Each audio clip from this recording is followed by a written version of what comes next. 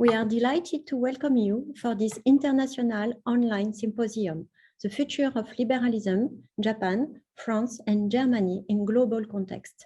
This event is co-organized by the French Research Institute on Japan at the Maison Franco-Japonaise, the German Institute for Japanese Studies, and the Nippon Institute for Research Advancement. The symposium will be held from today to Thursday. During 3 days, we'll have the great pleasure to host 25 speakers during a roundtable and 5 panels. We start from today with a keynote speech with Thomas Piketty about his recent book, A Brief History of Equality. He will be discussed by Lisa Herzog and Shigeki Uno. We provide a simultaneous interpretation in English and Japanese. You can select the channel English or Japanese with the interpretation Zoom function. If you have any question during the conference, please use the Q&A function to write your question and we will read it during the discussion time. Before giving the floor to today's panelists, I would like to introduce Ambassador Seton, France ambassador to Japan. We appreciate his agreeing to be with us this afternoon to officially open this scientific event. So please, Ambassador Seton, the floor is yours.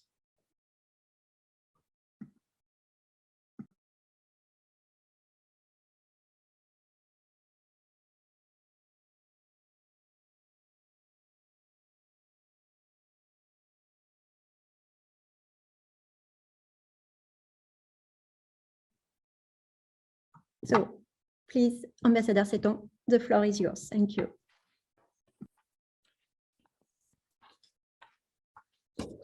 Thank you. Thank you very much. Thank you first for giving me the opportunity to say a few words at the opening of this symposium on the future of liberalism, which aims to bring together the perspectives of our 3 countries, Japan, Germany, and France. The holding of this symposium is first and foremost an important moment of Franco-German cooperation here in Japan in the field of human and social sciences. And if you allow me, I would like to say hello to my German colleague. It is indeed the fruit of an ongoing collaboration since the signing of a memorandum of understanding between the French Institute for Research on Japan at the Maison Franco-Japonaise and the German Institute for Japanese Studies in 2019. And I would like to pay tribute to the commitment and efforts of the directors of these 2 structures, Mr. Waldenberger and Mr. Thoman, to develop and implement this cooperation. My thanks also go to our Japanese partners, and in particular to the Nippon Institute for Research Advancement. Your contribution is particularly valuable in enabling the Maison Franco-Japonaise and the German Institute for Japanese Studies to provide France and Germany with knowledge about Japan and to propose a reflection on the major contemporary issues by adopting a global point of view in cooperation with the host country. And indeed, the question of the future of liberalism is a major issue for the Japanese, for the German, and for the French societies. Each is committed to the model of liberal democracy. Each is also confronted with developments that question this model. I'm thinking of the current revolutions in information technology, biosciences, or digitalization, to name a few. These can be opportunities for our economies and societies, and they are also sources of new concern, challenges, and even threats to the functioning of liberal democracies.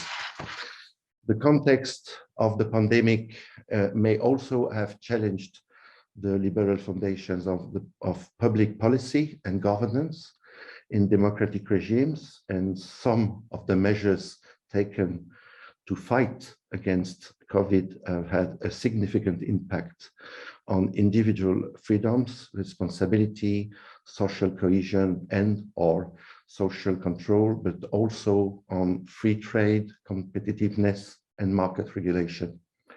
These developments ultimately raised questions about the capacity or willingness of our citizens to accept trade-offs between civil liberties and public guarantees regarding health, environment, or security.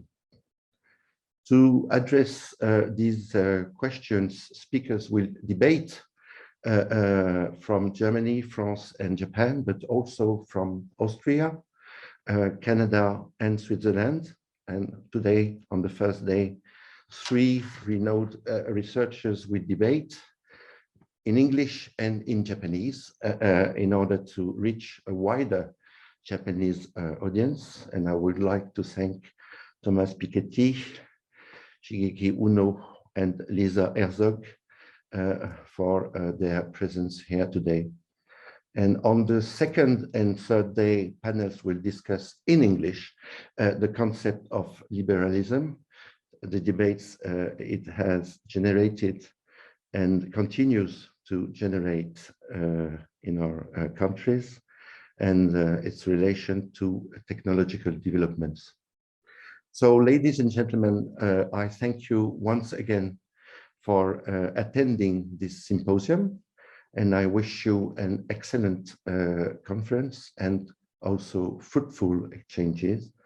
And I thank you for your attention. Thank you. Thank you very much, Ambassador Seton, for this very kind introduction of the symposium. I'm now very honored to give the floor to Ambassador von Goethe, Germany's ambassador to Japan.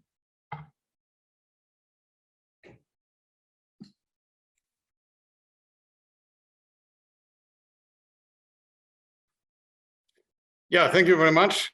And I would like to greet my French colleague, Philippe Seton. Thank you very much, Philippe, for your excellent introduction. So I can concentrate on some aspects of the seminar. I would like to congratulate all those who have taken the initiative to organize the seminar, because obviously you have chosen a subject that is extremely important for today's world, and that you have chosen the 3 countries, France, Germany, and Japan, shows that we, the 3 countries mentioned here, are really at the forefront of discussing and defending liberalism in this world. When it comes to liberalism and as a lifestyle, yes, there could be a long discussion on a lot of subjects. Let me only mention 2 aspects that will be discussed. The first is freedom and science. So what does liberalism in science mean? In our German constitution, we have an Article 5 that stipulates art and science, research and teaching are free. And we have taken it for granted for a long time that this principle is the cornerstone of science everywhere, because otherwise science could not work. But we see now that we are confronted with countries that drive scientific research forward, but not necessarily with the freedom of research, science, and teaching. And given that in a digitized world, technology and scientific success also mean influence and power, the question whether our liberal view of scientific research prevails will also have a great influence on the economic state of our countries and of our influence in the world. How we will be able to follow up on so important technologies like Industry 4.0, cybersecurity, semiconductors, and so on. Artificial intelligence will play a decisive role in how strong our countries are in the world, and how they can also in other fields preserve our liberal views of humankind. That's why we strongly have to cooperate with those who have the same view on freedom of science as we have. We have a strong core group here with France, Germany, and Japan, but there are many others that share our views. And we have to see not only to the outside, but also to the inside, how we preserve the freedom of society, of science in our societies, so that we counter an increasing hostility to science in parts of our own societies. The second aspect that is discussed, and which I found equally important, is what freedom in business means. We have for a long time taken it for granted that only free market economies are well functioning and are superior to planned economies. Also, that needs to be proven again and again. And that globalization that we have also taken for granted for a long time is preserved in the way that we have been relying on for quite some time now, for decades. But the war in Ukraine has now shown the limits of globalization and the risk of one-sided dependency. On the other hand, deglobalization cannot be the answer. We should not fall back on trade barriers where they are not necessary. And we have always to be aware that globalization, with all its flaws, but has increased the wealth of our society. So there are a lot of important subjects to be discussed in this seminar. And I thank you again for organizing it, and thank all the participants, important participants that are ready and have declared that they are willing to devote their time to this important subject. Thank you very much. Thank you. Thank you very much, Ambassador von Goethe, for this insightful introduction. I now give the floor to Bernard Thoman, Director of the French Research Institute on Japan at the Maison Franco-Japonaise. Thank you, Adrienne. Ladies and gentlemen, I would first like to thank Mr. Philippe Seton, Ambassador of the French Republic to Japan, and Mr. Clemens from Goethe, Ambassador of the Federal Republic of Germany to Japan, for agreeing to say a few words of introduction. It is a with great honor for us and an important mark of encouragement. The conference that opens today is a result of a long collaboration and preparation between the German Institute for Japanese Studies, the Nippon Institute for Research Advancement, and the French Research Institute on Japan at the Maison Franco-Japonaise. This collaboration was an opportunity to reflect together on the important theme of the future of liberalism and to strengthen the links between our three institutions. Such international collaboration is all the more important as this is a global debate that must go beyond the way it is posed in each country, even if the way in which it's posed in each country is important to take in account, because the use of the term liberalism differs according to the political culture of each particular nation. I would particularly like to thank the organizer of this conference, Adrienne Sala, Gilles Campagnolo, Franz Waldenberger, Leiko Kanda, and Sébastien Le Chevalier for attracting so many prestigious researchers to the debate. In particular, today, Thomas Piketty will address the issue of equality, which is essential to the ability of liberalism to meet the social science, the social challenge of our time, and Lisa Herzog and Shigeki Uno, who will debate with him. Thank you very much. good talk, I will now give the floor to Adrienne Sala. Thank you very much, Bernard Thoman, for your warm introduction. I would like now to briefly present the symposium. This event is a result of many long discussions with my colleague Gilles Campagnolo. Allow me a short archaeology of the idea. Our discussion about philosophical, historical, and institutional foundation of several concepts related to liberalism and socialism led to a first interdisciplinary concretization with an international workshop about justice and interest/judicialization in January, at the crossroad of our own respective research project. On the one hand, we integrated economic concept of interest to questioning the evolution of the theory of justice. On the other hand, we discussed the recourse to courts in liberal democracies to questioning the role and place of law. We then agreed to further develop the discussion and thinking. We thought that looking at the transformation of notions associated to liberalism in three different major liberal democracies, such as Japan, Germany, and France, would make sense. We had the opportunity to exchange with Franz Waldenberger, with whom we decided to expand the topics to the area of digitalization to address crucial issues of capitalism and globalization exacerbated by the COVID-19 pandemic, including rights and liberty. We then had the pleasure to collaborate with Leiko Kanda from NIRA, associating Japanese colleagues to this project. Thanks to this collaboration, during 3 days, we will listen to researchers from Japan, France, and Germany within 5 coordinated panels. Now, I would like to give the floor to Gilles Campagnolo, who is a full research director in economic philosophy at the French National Center for Scientific Research, CNRS, researcher at the French Institute on Japan, and associate member at London School of Economics. Gilles will present further the conceptual basis of this symposium. Thank you, Adrienne.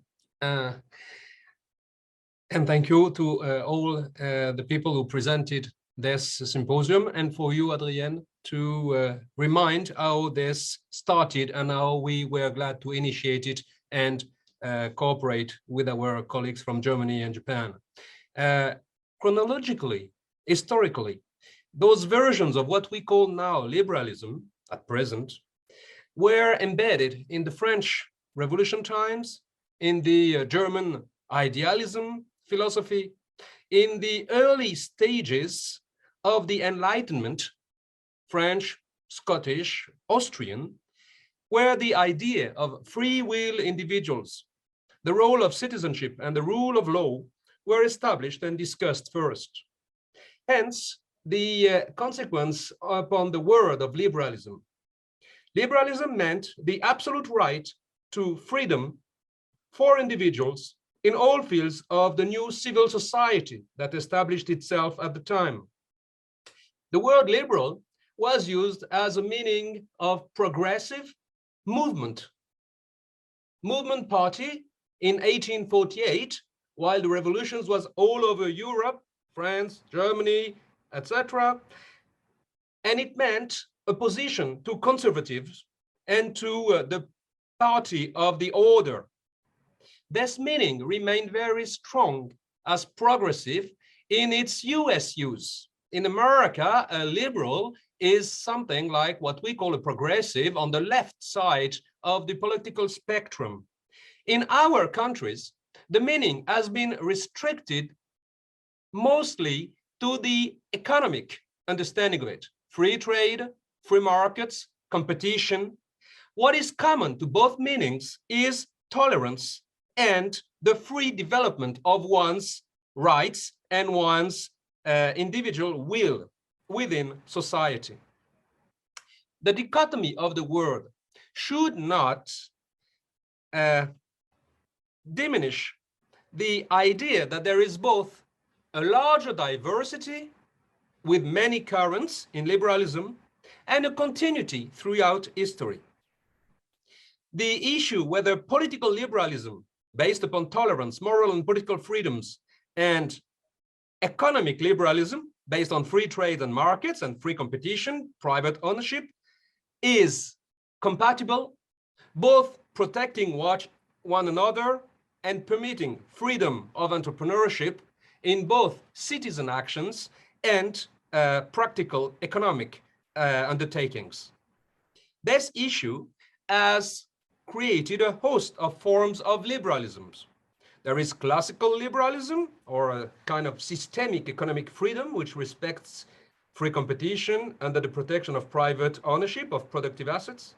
There is welfare liberalism, advancing the welfare of individuals in line with economic growth, forms of welfare state that we know in our countries, Japan, Germany, France.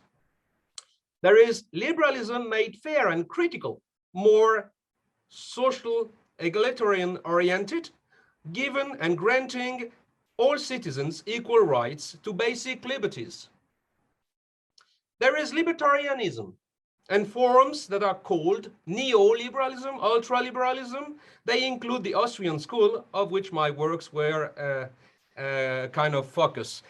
Those forms should not make us forget the continuity of the main point, as philosopher Ronald Dworkin says in Matter of Principle, that the continuity of the concept is ensured through all those different variants. Then, what happened to the term for today to be so difficult to hear, so difficult to say, so difficult to accept in many places? Again, a little more history shortly. In the 19th century, the issue with liberalism came from the problem of poverty, pauperism, and that enhanced the rise of socialist ideas. Socialism was the challenge to liberalism. And actually, by inviting Thomas Piketty, friend and colleague for a long time, we want to stress that. We don't want to make a partisan of liberalism speak. We want to make a person who is challenging it and trying to show why this kind of thought has entered crisis. It was the case in the 19th century, it was the case in the 1930s, and at the time in Paris in 1938, the Walter Lippmann Colloquium was held with members from the German or the liberal schools, from the Austrian schools, from the French Polytechnique and Engineer School of Economics, in order to find again a path forwards for liberalism. It is with a different setting from Tokyo, not Paris. It is with different countries, France, Germany, Japan, that we want to ask something like the same, I think. What is a path forward? And why is it needed to ask that now? Because we see a convergence of crises. Of course, we all name it all the time: a financial, economic crisis, biodiversity, climate trouble, disease all over the world, like the COVID pandemic, and so on. There are mostly two major trends in those crises that I want to indicate as the general framework for this conference of 3 days. The first crisis is that with all those trouble, the attitude of economists as such has been at stake. It's an epistemological crisis. It at least dates back to the 2008 financial crisis. It implies that economics has to discuss its own roots and to find why the words of liberalism have been criticized so much and discussed so much. This impacts science as such. Therefore, science and some of its aspects are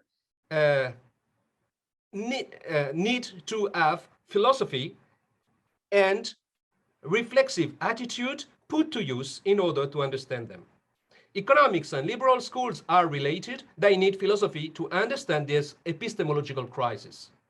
That's the first one. The second one is about the crisis of liberal ideas and hopes more generally. The role of individual freedom today, which is not only a matter of market competition, but also of individual expression of free individuality and free liberties.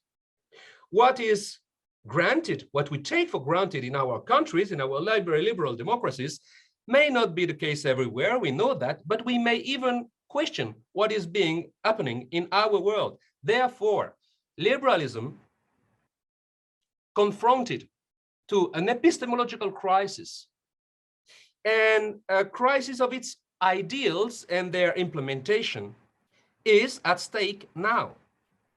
On the one hand, major principles must be debated. On the other hand, details in the implementation of policies and what our colleague economists do are also discussed. Both general and fundamental principles related to a philosophical approach, then detailed and politically and economically relevant issues of economics and politics that specialists talk on. We want to make that available and palatable to the large audience, to the large public. This is also why someone like Thomas Piketty, who has enjoyed a worldwide audience, is important for that. He's challenging what liberalism can be. We want to, well, relever le gant and take up the challenge. This is the point. The decline and the influence of liberalism are not the future of liberalism. The future is to be able to answer the challenge that other ideas now put forth. Having said that, I give the floor back to Adrienne to present our main keynote speaker and the discussants. Thank you. Thank you very much, Gilles, for your presentation. So I would like now to introduce our keynote speaker, Thomas Piketty, who is professor at EHESS, École des Hautes Études en Sciences Sociales, and at the Paris School of Economics. He has done historical and theoretical work on the interplay between economic development, the distribution of income and wealth, and political conflict. These works have led to emphasize the role of political, social, and fiscal institutions in the historical evolution of income and wealth distribution. Thomas Piketty is also co-director of the World Inequality Lab and the World Inequality Database, and one of initiators of the Manifesto for the Democratization of Europe. He will be discussed by Lisa Herzog and Shigeki Uno. Lisa Herzog is professor in political philosophy at the University of Groningen since 2019. Her works are at the intersection of political philosophy and economic thought. She has published on the philosophical dimension of markets, both historically and systematically, liberalism and social justice, ethics in organization, and the future of work. In her research, she currently focuses on workplace democracy, professional ethics, and the role of knowledge in democracies. Shigeki Uno is professor at the Institute of Social Science at the University of Tokyo and executive vice president of the NIRA. He specialized in the history of Western political thought and political philosophy. He has conducted research on democratic politics in the United States, France, and Japan, centering on the thinker of Alexis Tocqueville. He published in 2019, Theorists of Equality and Inequality by Kodansha Academic Bunko Publisher, and received the Ishibashi Tanzan Prize for his book, What is Democracy, in 2021. So thank you very much. And I just give the floor to Thomas Piketty. Thanks a lot, and thanks for inviting me to this great conference. So let me try to share my screen and make sure this is readable by everyone. So is this okay? Yes. Okay. Excellent. So yeah. So in this talk, I'm going to talk about this new book that I published a few recently, a few months ago in France, a few weeks ago in English language. Called A Brief History of Equality, which I thought would be appropriate for this conference because this is again a book on the history of the distribution of income and wealth and social inequality in general. But first of all, this is an optimistic book. This is a book that's trying to show, that there is a long-run movement toward more equality. Together, both more political equality, social equality, economic equality in the very long run, starting at the end of the 18th century with, of course, the French Revolution, to some extent the US Revolution.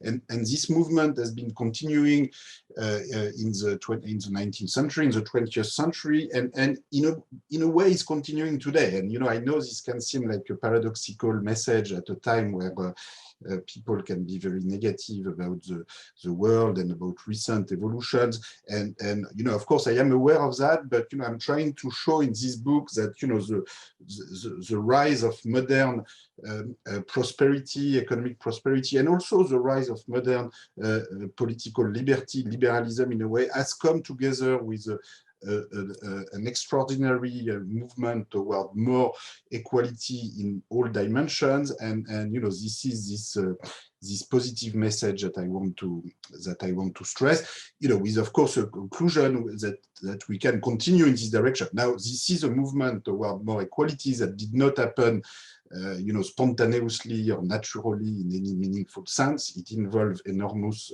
political mobilization, social struggles, and so the conclusion is not that things can go in the right direction just like this. So it's it's an optimistic message, but at the same time it's also a message calling for more mobilization in favor of socio-economic and political equality in general. So before I show you some of this, the sort of historical materials that have led me to these conclusions and that I stress in this book, let me start by showing you, a number of some results coming from the World Inequality Report 2022, which we just published at the World Inequality Lab recently. So the World Inequality Lab and the World Inequality Database are a collective research program involving more than 100 researchers all over the world.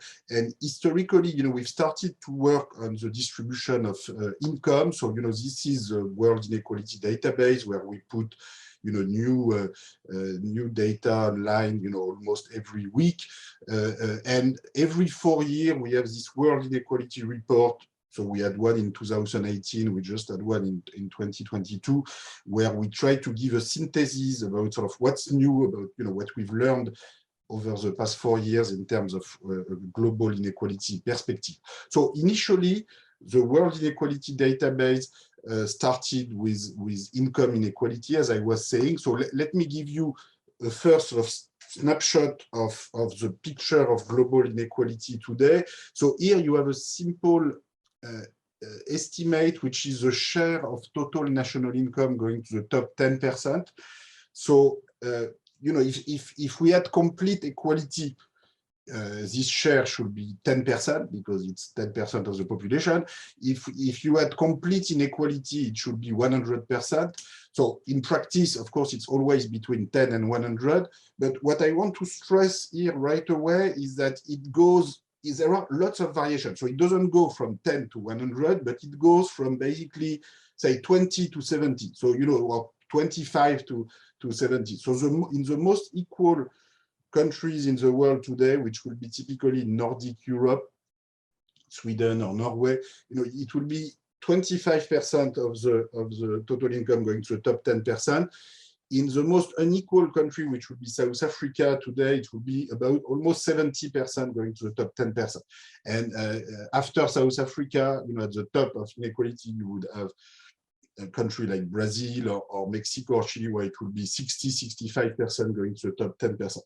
So there are lots of variation across the world. Europe looks like relatively more equal.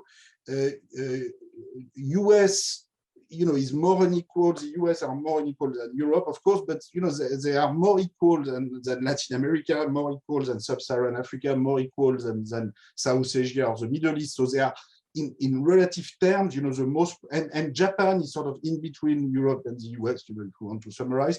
And so the most prosperous countries in the world are also relatively more equal.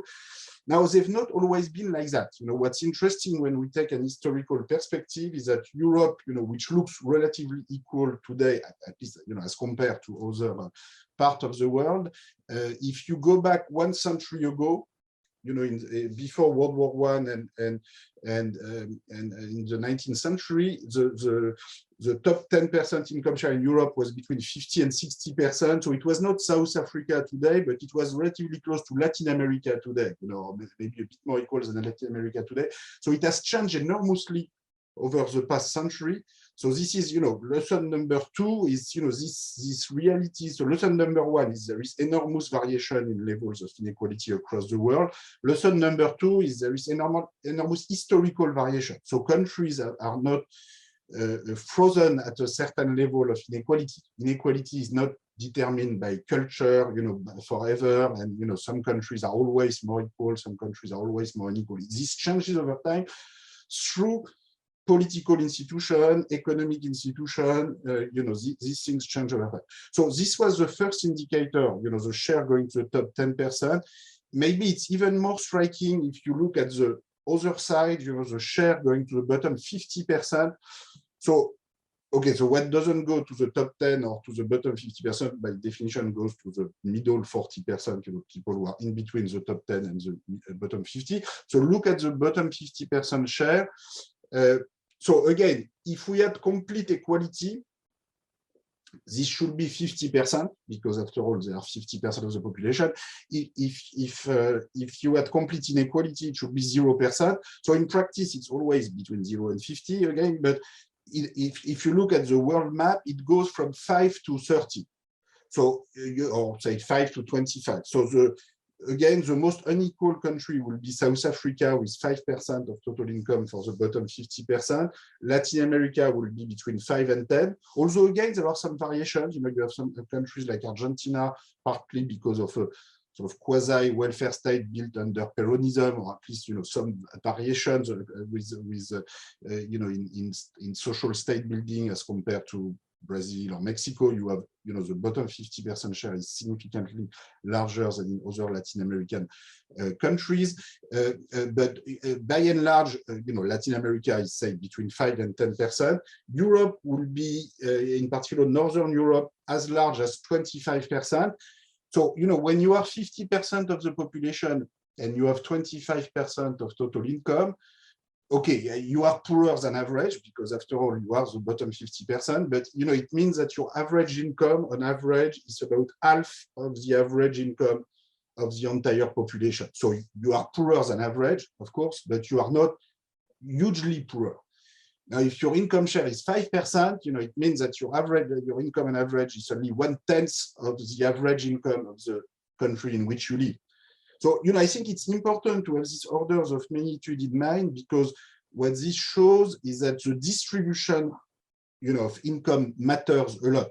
If you only look at GDP and, GDP per capita or national income per capita, you can be completely wrong about the living standards of a huge share of the population, like the bottom 50%. So in particular, the fact that the bottom 50% share can move from a factor of 1 to 5, from 5% to 25%, means that for the same average income, for the same GDP per capita, the average income of the bottom 50% can vary from a factor of 1 to 5.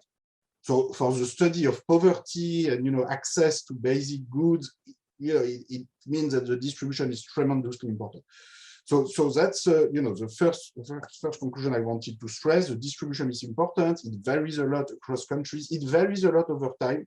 And Europe, and to a lesser extent, rich countries in general, including North America, Japan, are relatively more equal than the rest of the world, and they have become more equal over the past century. It's not something that was given already a century ago or 2 centuries ago.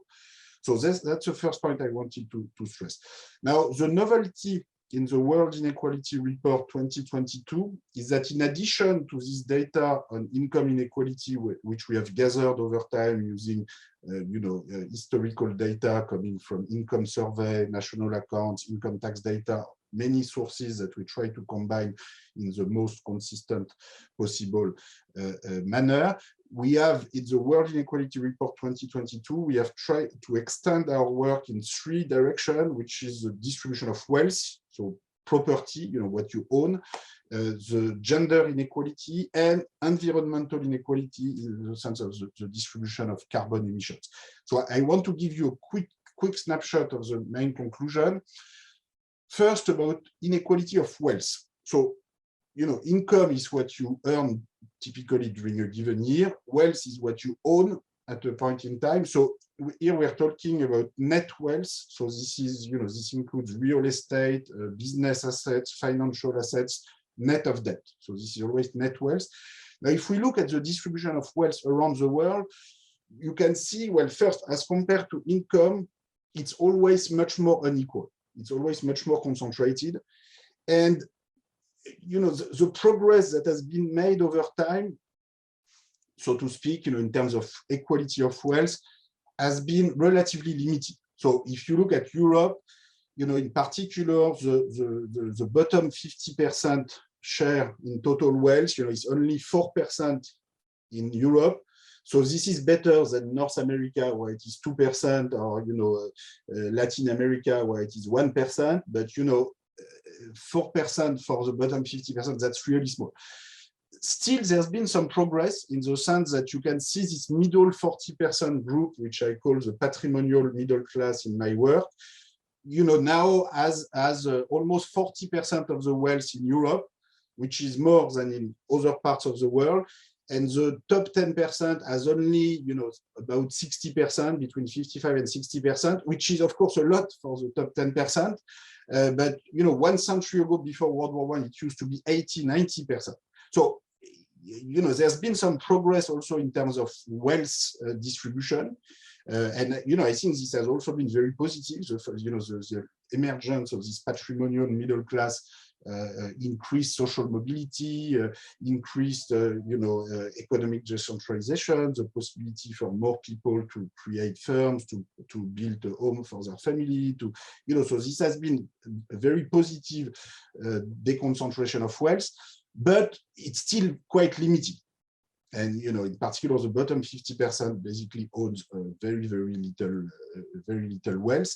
And, one of the questions I'm asking in my research is how can we make progress in this direction? And, that's why I talk about the redistribution of inheritance, minimum inheritance for all, etc. Because at this stage, just waiting for more progress to happen, through economic growth or market competition or whatever, so far we've seen relatively limited progress, at least for the bottom 50%. For the middle 40%, there's been some more substantial progress. So this is the big picture about wealth inequality. Let me also show you, in the World Inequality Report 2022, we developed some new indicators about gender inequality with a very simple indicator, which is the share of total labor income, which includes wage income, self-employment income, going to women. So if there was gender parity, it should be 50%, or in fact, if you look at Time News survey and look at labor time by women, including domestic labor time, it's actually always more than 50% of labor time for women, so it should be at least 50% in a way. Okay, in practice, it's always very far from 50%. It's making progress in Europe and North America, but it's still relatively small. Say, 35%, between 35 and 40% right now. 35% for women means that you still have 65% for men. So, it's still, enormous inequality. Now, of course, this is bigger than the inequality you get for a given occupation or a given job. But, the point is that women don't have access to the same occupation and managerial position and high-paid occupations than men. So this indicator puts all of this together, gender gap for a given job and unequal access to jobs. Of course, you then decompose between these different components, but we think it's useful also to look at this big picture. You also see that ex-communist countries like Russia, China, start from a relatively high share for women historically as compared to capitalist countries, but actually in a country like China, this has been going down in recent decades, partly because of the increase of very top labor income, which is mostly by men. So this is sort of counteracting the increase in women wages in other parts of the distribution. The last part of the report I want to emphasize is environmental inequality, with a focus on the distribution of per capita carbon emissions. And here, the big message is there's enormous inequality in carbon emission within each country and within each region. And if you go to the website, to the World Inequality Database website, you will find the same data country by country, year by year, but here I just give you sort of big regional averages. And the bottom line is, okay, we all know there are enormous inequalities between countries in carbon emissions, between the north and the south of the planet in particular. The north has been emitting a lot more carbon than the south historically, and is still emitting much more carbon today. But there's also what we know a bit less is that there's also enormous inequality within each country. So if you look at, say, Europe, the bottom 50% right now has an average per capita emission of about 5 tons, which is still too much. This should go down toward 3, 4, maybe 2 tons by 2050. But they are already sort of more or less in line with the objective for 2050. Now, if you look at top 10% emitters, they have 29 tons per capita. If you were to look at the top 1%, it would be over 100 tons per capita. Now, and in North America, that's even higher. So the conclusion that we draw from this is that it's going to be very difficult to address the climate challenge without a drastic reduction in inequality in general, economic inequality in general, and in particular in terms of inequality of carbon emissions. Because if you come to the population, and in particular to the bottom 50%, and you tell them, well, everybody will have to reduce proportionally their carbon emissions through a gigantic carbon tax or or general increase in energy prices, I think you're going to end up with a gigantic yellow vest movement everywhere, in France, in the US, in Indonesia, in Brazil, everywhere, because people in the bottom 50% will tell you, well, look, maybe we can make effort, we have to change something, but to begin with, you will have to reduce much more, the emissions at the top. So, it's like with the invention of the modern progressive income tax in advanced countries at the beginning of the 20th century. I think at the beginning of the 21st century, if we want to move toward more equality, and if we want to address our social and environmental challenge, we have to move toward progressive carbon taxation, I think also progressive wealth taxation, so as to treat differently people who have 5 tons of emission and people who have 30 tons or 100 tons. Otherwise, it's just, it's not going to work. I think nobody will follow this kind of thing. So this is the big picture coming from the World Inequality Report. Now, I want to go back to history and tell you a bit more about, how the long run movement toward more equality, which I have already talked about in particular for income inequality in Europe, which remember I have shown you on the map before that distribution of income is more equal in Europe and has become more equal over time. And now I want to tell you a bit more about how how this evolution took place and how can we what kind of conclusion we can draw for the future.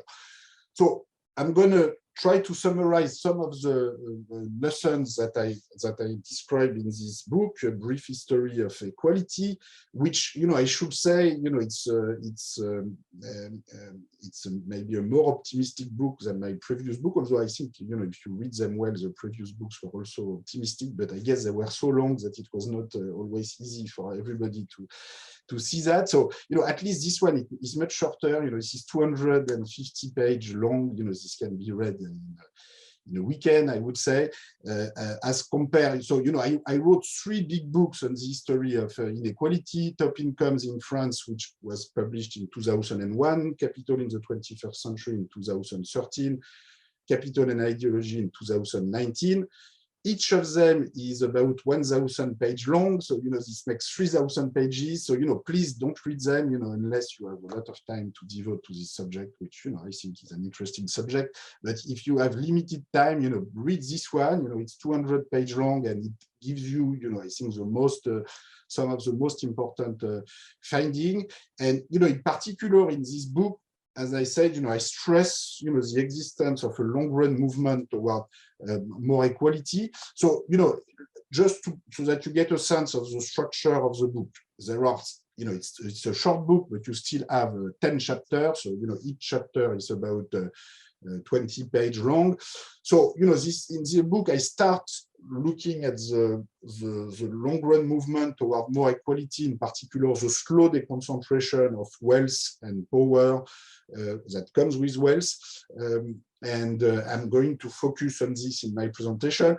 There's also a couple of chapters on the heritage of slavery, colonialism, the question of post-colonial reparation, in particular the issue of reparations that were paid by Haiti to France in order to compensate the French slave owners, which the New York Times talked about recently, as some of you may have noticed.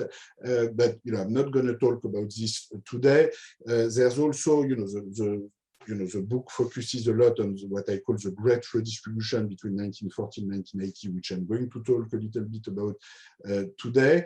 And then there's also some chapters on racial equality and discrimination and neocolonialism and the transformation of the world economic order, in particular the international tax system, which I'm not sure I will really have time to talk about. But so that's the contents of the book for those of you who are curious.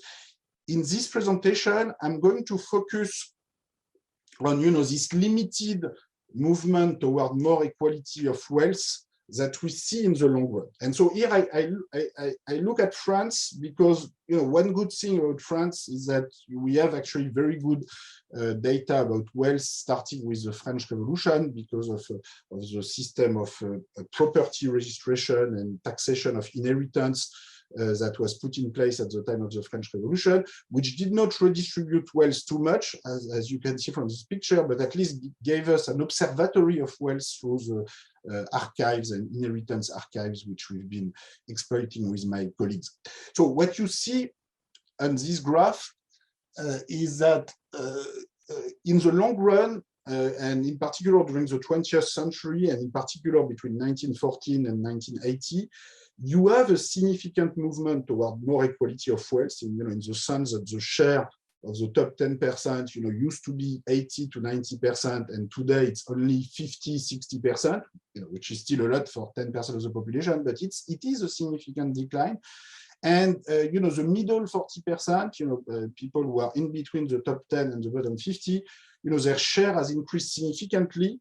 In the 19th century, this group had a wealth share that was, of course, larger than the bottom 50%, because, by definition, they are richer than the bottom 50%, but not that much larger than the bottom 50%. So in the sense, there was no middle class, well, in the sense that the share of national wealth going to this middle 40% and the average wealth going to this person, was very small. I mean, it was larger than the bottom 50%, but not that much larger. So there was really a huge gap between, say, the top 10 and particularly the top 1 and the bottom 90.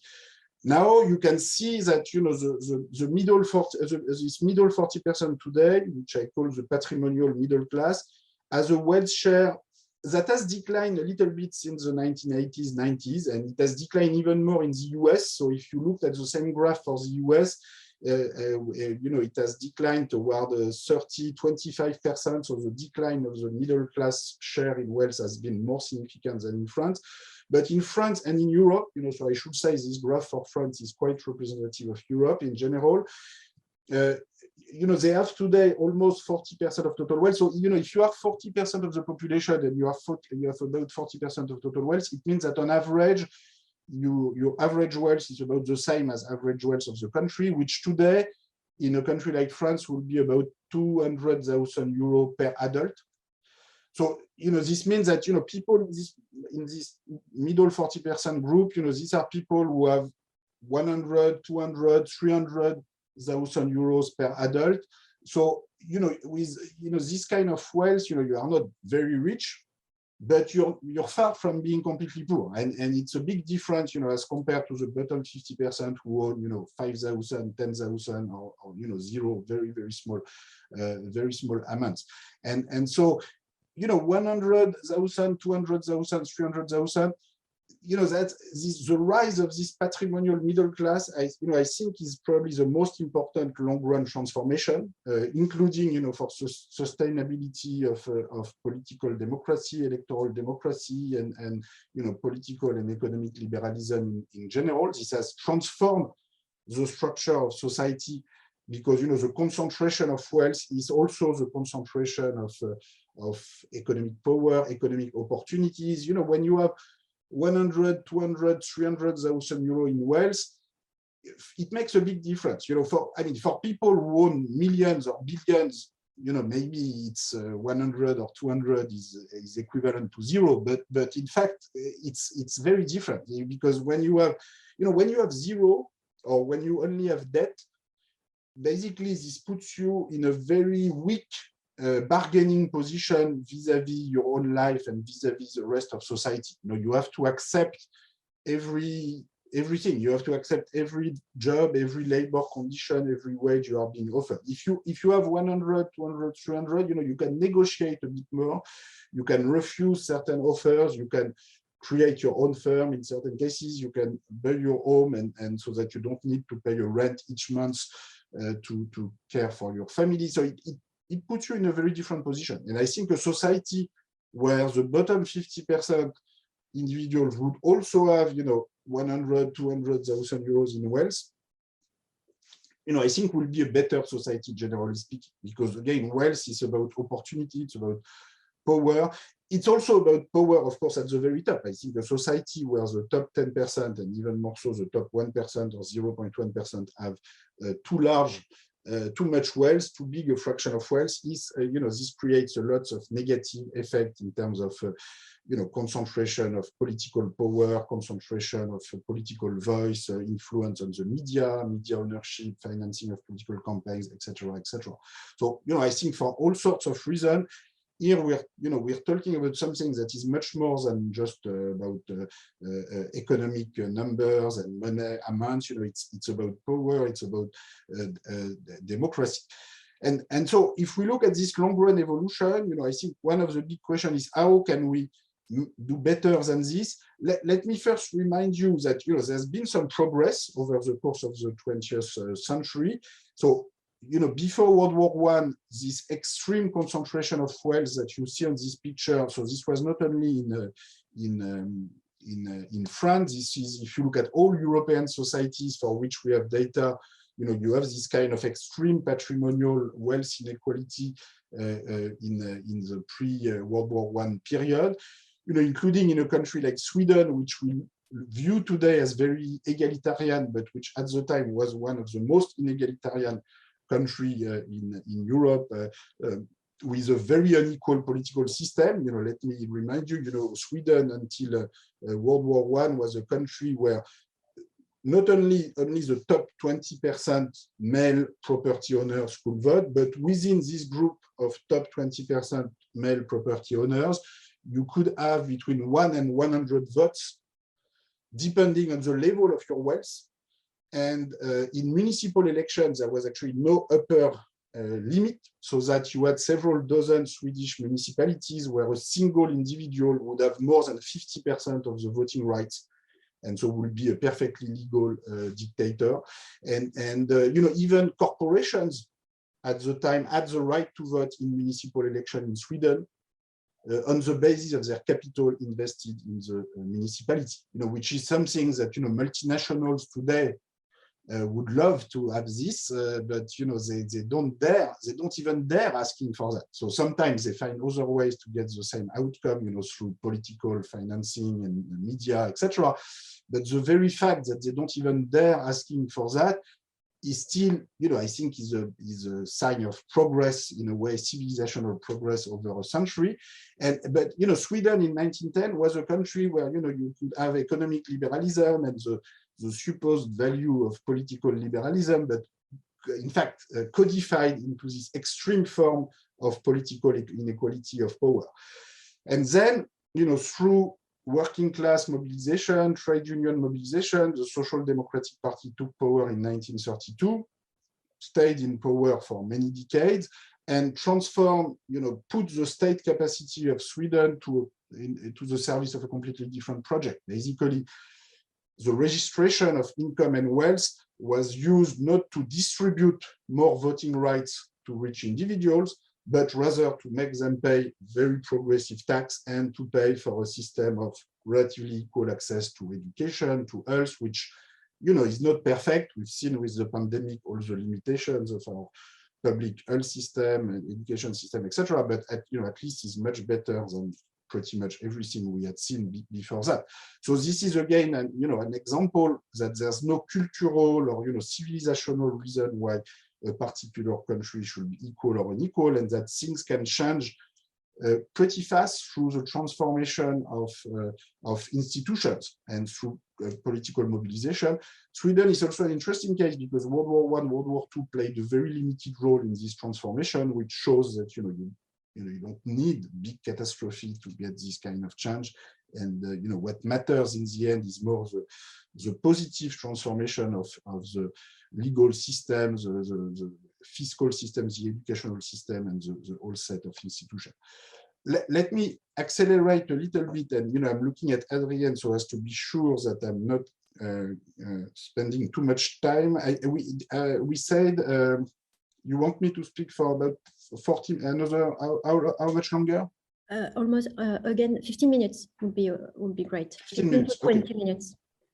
Okay, that's perfect. So if we look, so this was Europe a century ago. If we look at the distribution of wealth today, you can see that so in Europe, there's been some progress. That's what I've already told you. The middle 40% has now a much bigger share of wealth than a century ago. The bottom 50%, it used to be 1 or 2%. Now it's about 4 to 5%. Okay, it's a bit better, but it's really very limited progress. The United States today is in a situation that's sort of intermediate between Europe 1913 and Europe 2020, and Japan. My recollection is that it will be intermediate between Europe today and US today. But by and large, you have pretty much everywhere a persistence of hyper-concentrated wealth, with an improvement of the share going to this middle 40% group, but very limited progress for the bottom 50%.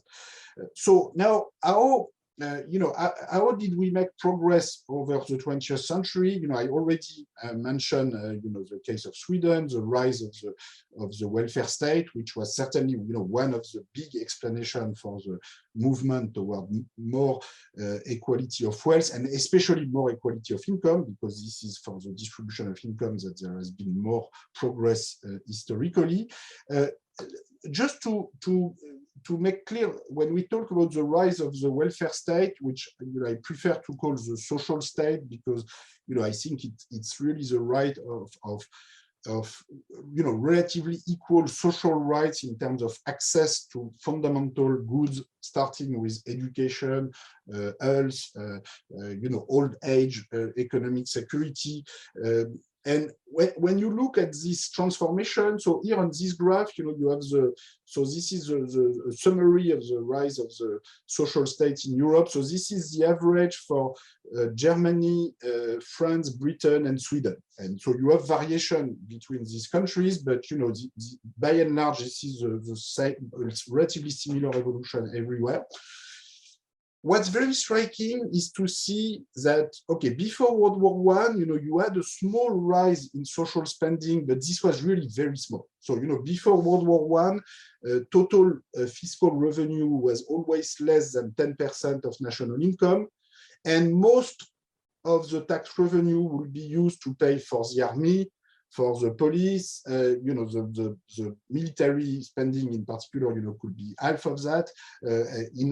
Actually, and this were used a lot through, the colonial expansion and then through war between European powers, etc. We all know about this. What I want to stress is that the education spending at the time were really very small. So in every European country, total education spending before World War I was less than 0.5% of national income.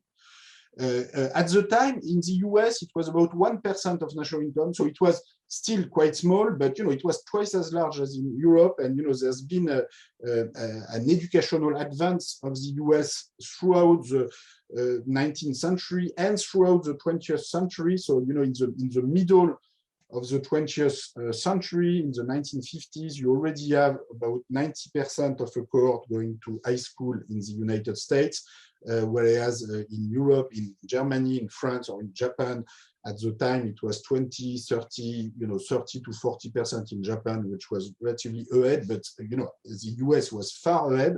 And you have to wait until the 1990s in Germany, France, Japan to reach the kind of 90% quasi-universal access to high school, which you already see in the US in the middle of the 20th century. So this rise of education, which was the key for US prosperity, if you try to explain why US was so much productive in the middle of the 20th centuries than Western Europe or Japan, it's clear that the huge educational advance was very important. But more generally, forgetting about this US versus Europe comparison, just looking at each country separately, and in particular looking at Europe on this graph, the enormous educational expansion which took place, was really one of the key factors, both for the rise of equality and the rise of economic prosperity. So if you take education spending, I told you it was less than 0.5% before World War I. Today, it's about 6% of national income. So, it was multiplied by 10. And this is what allowed us to move from a very stratified, school system in 1910, where basically only most of the population would stop at primary school and only the elite will go to secondary and higher education. Whereas today you have a huge broadening of access to secondary and to a large extent higher education. Now, the paradox you can also see on this graph is that the total education spending has actually been stagnating since the 1980s, 1990s, around 6% of national income, which is somewhat paradoxical because the share of a generation going to higher education has actually increased a lot in recent decades, which means that per student investment has actually declined in recent decades, as compared to national income per capita, which is very paradoxical. And I think, it's probably one of the main explanations for the growth slowdown and the decline in productivity growth that we've seen in recent decades. Now, you can see on this graph that, of course, that's related to the general stabilization of the level of public spending and tax revenue, which have sort of stabilized around 45–50% of national income on average in Europe. This comes from there was sort of a collective political decision somehow to say, okay, we have to stop somewhere, and we are going to stop exactly at this level of tax revenue and public spending, which I understand the rationale for that, but I think in the long run this is not such a good decision, because given that all spending and all age spending, you know, have to continue to rise at least a little bit with the aging of the population, if you want to stabilize total spending, in effect, you know, what you have is a stagnation or even a decline, a little decline in education spending, which, you know, I think is not so good in the very long run. And so, you know, I think we have to look at this seriously, and we have to ask ourselves, if we want to have an extra, you know, investment in the future in education or other social spending or public infrastructure, you know, this will have to come also with a tax system that is more equitable and that is, you know, asking more to group at the, you know, top of the income and wealth distribution, because, you know, I don't think the middle class or the lower middle class, you will accept to pay more tax to pay for that. So that's why, and this is the next point I want to stress, you know, the rise of the welfare state and the development of the modern social state has to come, you know, with the rise of progressive taxation. And historically, this was very important. So if you look at, you know, the evolution in the 20th century, you know, the invention of progressive taxation was a very important part of what made the rise of the welfare state politically acceptable, in the sense of, so here you can see, so this is the evolution of the top income tax rate in 5 countries over this time period. So you can see that, you know, in the United States, the top tax rate, you know, was over 91 or even 94% under Roosevelt. But, you know, if you take the average between 1930 and 1980, the average in the US was 82%. Which, you know, apparently did not destroy American capitalism, you know, otherwise we would have noticed it. And, you know, if anything, this was a period of maximum prosperity of the US economy, you know, where the productivity gap with the rest of the world was the largest in history, and productivity growth rates were the largest in history. Why is it so? Well, because the true source of economic prosperity, again, is education, not inequality. And well, you know, I'm not saying you want complete equality. Maybe you want income gaps of 1 to 5, 1 to 10. But, you know, what's for sure is that income gaps of 1 to 100 or 1 to 200 or 1 to 1000 are completely useless. You know, if you compare different historical periods, you can really see that the enormous decline of income gaps at the top, which happened in the middle of the 20th century, in particular through this very, very high tax rate at the top, did not damage at all, you know, economic productivity and economic growth.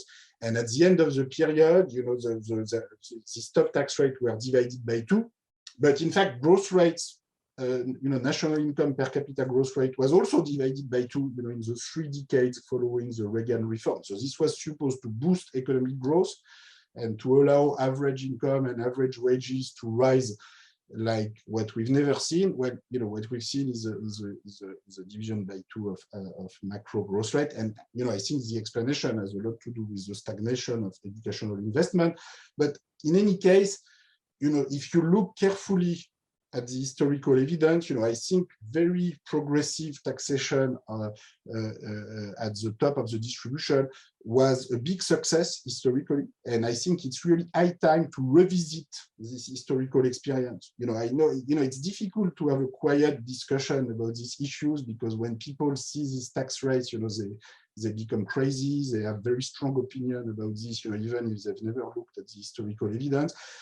But, you know, I think it's important, you know, to look at the historical evidence, look at the data. You know, I don't claim we have perfect data, but all the historical evidence we've been putting together, you know, suggests that this very high level of progressive taxation, you know, were a big success. They reduced inequality at the top, which was useless inequality. And also they made it more acceptable for people in the middle class, lower middle class, you know, to contribute to this big rise of the welfare state, which of course cannot only be paid by the rich, it has to be paid by everybody. But if you want the middle class to accept contributing to this, you know, it's very important that they have the feeling and that this is the reality, that people at the top are paying more than they do, which of course today is not the case anymore through, you know, big tax cut at the top, tax evasion, free capital flows without any collective, proper collective regulation. And I think that's this is putting our social fabric and our entire democratic fabric at risk, because if people, if the middle class feels that the rich are paying less than they do, then maybe they don't want to pay for people below them, and the entire social contract is being questioned. So how can we make further progress in the future? I've already talked about the redistribution of inheritance, which I think, together with the welfare state, together with basic income and equal access to health and education, could make a big difference. So here, I described a specific proposal where everybody at age 25 would receive a minimum inheritance of 120,000 euros, which would be about 60% of average wealth per adult in the French context, which is the average wealth per adult is about 200,000 euros, as I said earlier. So here, everybody would receive 120,000 at age 25. This will be, the bottom 50% right now receive close to zero, and they would receive 120,000 after this system. If you look at top 10% children, right now they receive about 60% of total inheritance. These top 10% children, on average, they receive more than 1 million euro on average. After the tax reform and the progressive inheritance tax and wealth tax that used to pay for minimum inheritance, they would still receive 600,000 euros, which is still a lot more than 120,000 euros. So we will still be very far from equality of opportunity. And if you want my opinion, we could go much further than this. But what's very interesting in this discussion is that many liberal thinkers, who say they are in favor of equality of opportunity at a theoretical level, when you make some practical proposal in order to be further, closer to equality of opportunity, people, get very anxious. They start asking, yes, but these poor children, what are they going to do with the money? Maybe we should put limitations on what they could do with this 120,000 euros. Yeah, I have nothing against putting limitation, but then this limitation should also apply to wealthy children as well, because otherwise this has nothing to do with liberalism. This is just pure elitism and actually quite authoritarian thinking with respect to poor children. So that's, step number one, if we want to move further in the direction of equality. That's not going to be simple, but the development of the welfare state was not simple. The development of progressive taxation was not simple. So if we look, this is not going to happen next week. But if we look at the long run, the century, in the 20th century, this is the kind of evolution which could make a big difference. Another kind of transformation that I describe in the book is the more equal power sharing and more participation by workers in corporation.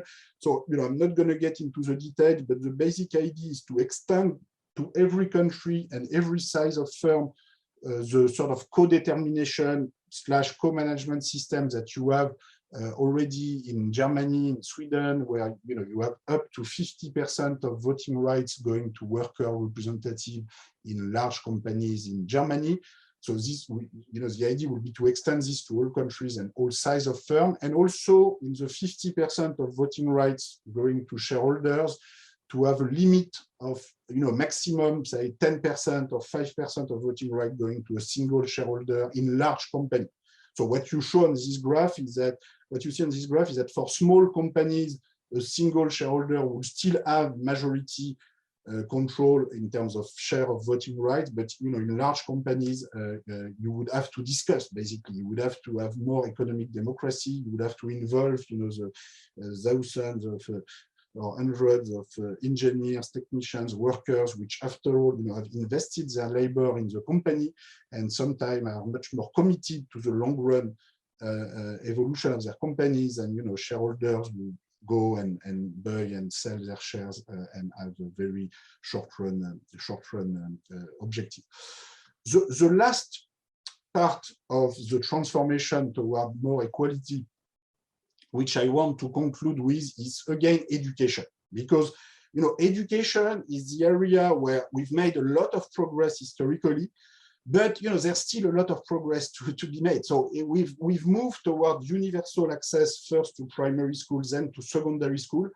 But when it comes to university and higher education, we still have enormous inequality, and I would say, a lot of hypocrisy. So, again, we all pretend, in advanced liberal societies, to be in favor of equal opportunity, etc. But okay, this is what we have. So this is data coming from works of my friends and colleagues, Emmanuel Saez and Raschetti, who have put together the income tax return of the parents with the social security numbers of the students in the United States. And this is what you find when you compare percentile of parental income and rate of access to university. So you can see this is almost the 45-degree line. So, well, not exactly. If your parents are in the bottom 10% of the distribution, you still have a 25% chance to go to university. And if your parents are in the top 10% of the distribution, you only have a 95% chance to go to university. So, it's not going from 0 to 100, it goes from 20 to 95, but, this is quite extreme. And of course, it's even worse than that, because, when you're in the bottom, the universities you go to have nothing to do with the universities you go to when you're at the top. So if you were looking at actual spending per student, it will be even more extreme. So, the question again is this the best we can do? Or, can we do better? And if we want to do better, how are we going to monitor this movement toward more equality? How are we going to measure collectively? How are we going to have more transparency in actual access to, because it's not enough to say we're in favor of equal opportunity, etc., etc. You need to be serious about it and to measure it. Otherwise, it's a pure rhetorical claim which has little meaning. Now, this is particularly extreme in the case of the US, but let me tell you, because of very expensive private universities, etc., but even in a public system like in France, this is also pretty extreme. So here this is a different way of measuring inequality, where I look at actual educational investment. And so here what I do is that on the horizontal axis, I don't have parental income, I have the percentage of the distribution of total educational investment received within a cohort. So here I look at the French students, who were born in 2000, and so who are completing their higher education today. And so if you look at the top 10% of a generation going for the most, who receive the highest educational investment, they receive on average, up to 250, 300,000 euros in total educational investment. So this is from kindergarten, primary school to higher education. And so people at the top are typically students going to the most elitist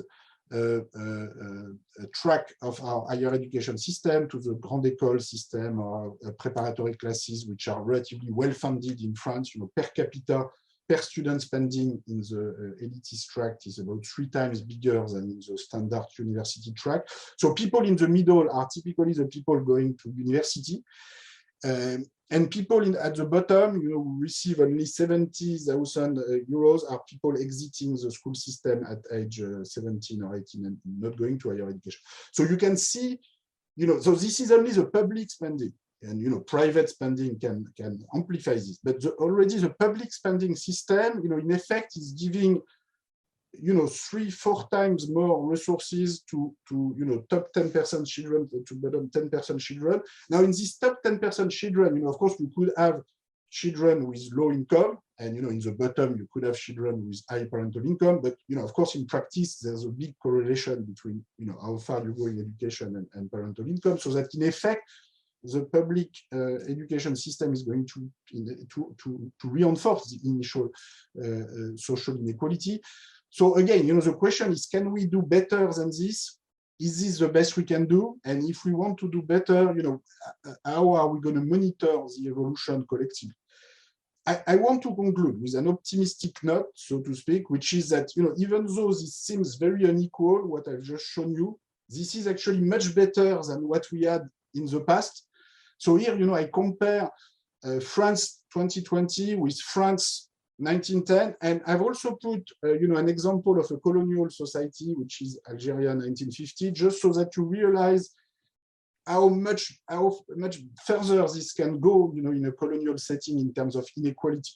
So this is data, I should say, that has been collected from educational budget and more generally state budget by my colleague Denis Cognot, who is preparing a very interesting and important book on the history of the French colonial empire from the point of view of public spending and taxation, and who was paying what tax in order to finance what spending.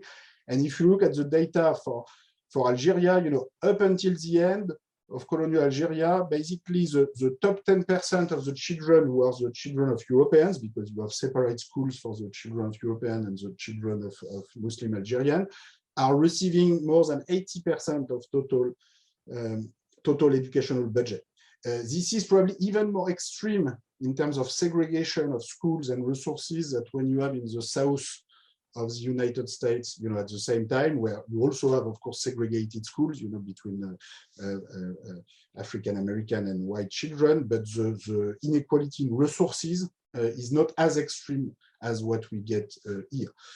Now, as compared to this, France 2020, of course, looks very equal, and France 2020 looks also very equal as compared to France 1910. So, in France 2020, the top 10% of children receiving the highest educational investment is only 20%.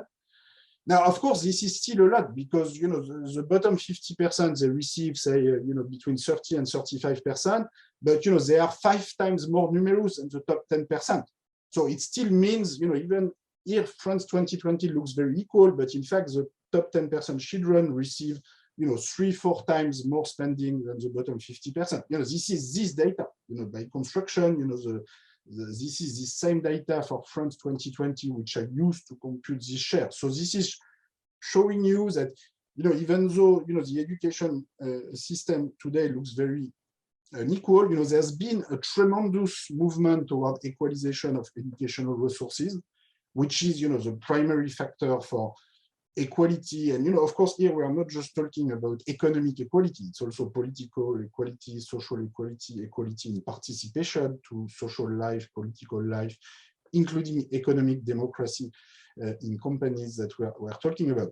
So, there's been a lot of progress historically, to summarize, but, there's still a lot to be done. And I hope I have convinced you, in this presentation that if we want to continue this movement, we have to be serious about measuring this progress. Because if we just talk about it without checking, sometimes all the hypocrisies that we collectively have about equality and inequality, we're probably not going to make as much progress as we should. And, it's in the end, we waste a lot of, individual and life and millions of lives, which could be made of more emancipation, more liberty, more freedom, more personal accomplishment in a more egalitarian system.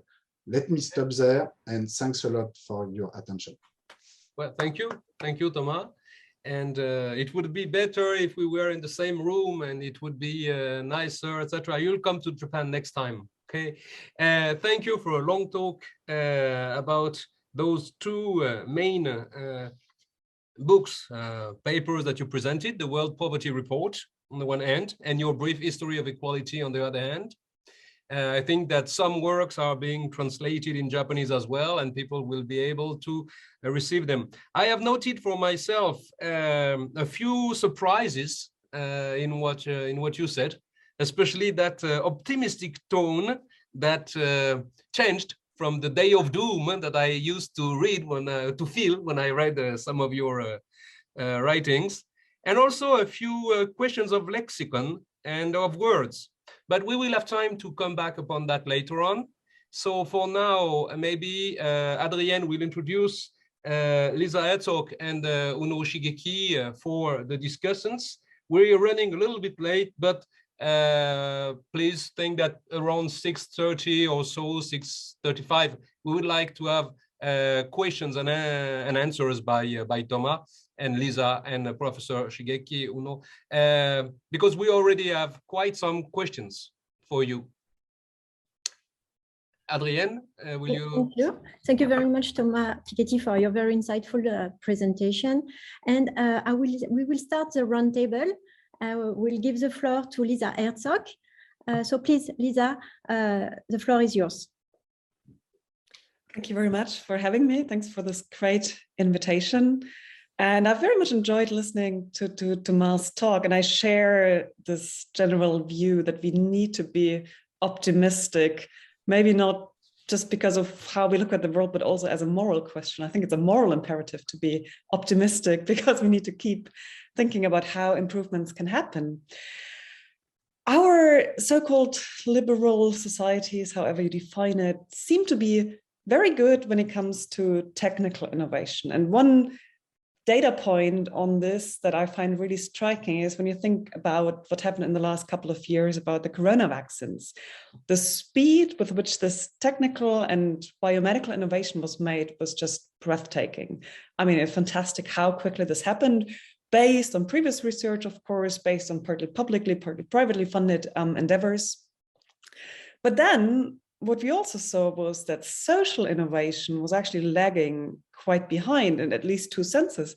One was that we obviously failed to build the kind of trust in institutions such that all people would be willing to actually take these vaccines. And maybe even worse, we've seen a total failure to make these medical innovations accessible to people around the world.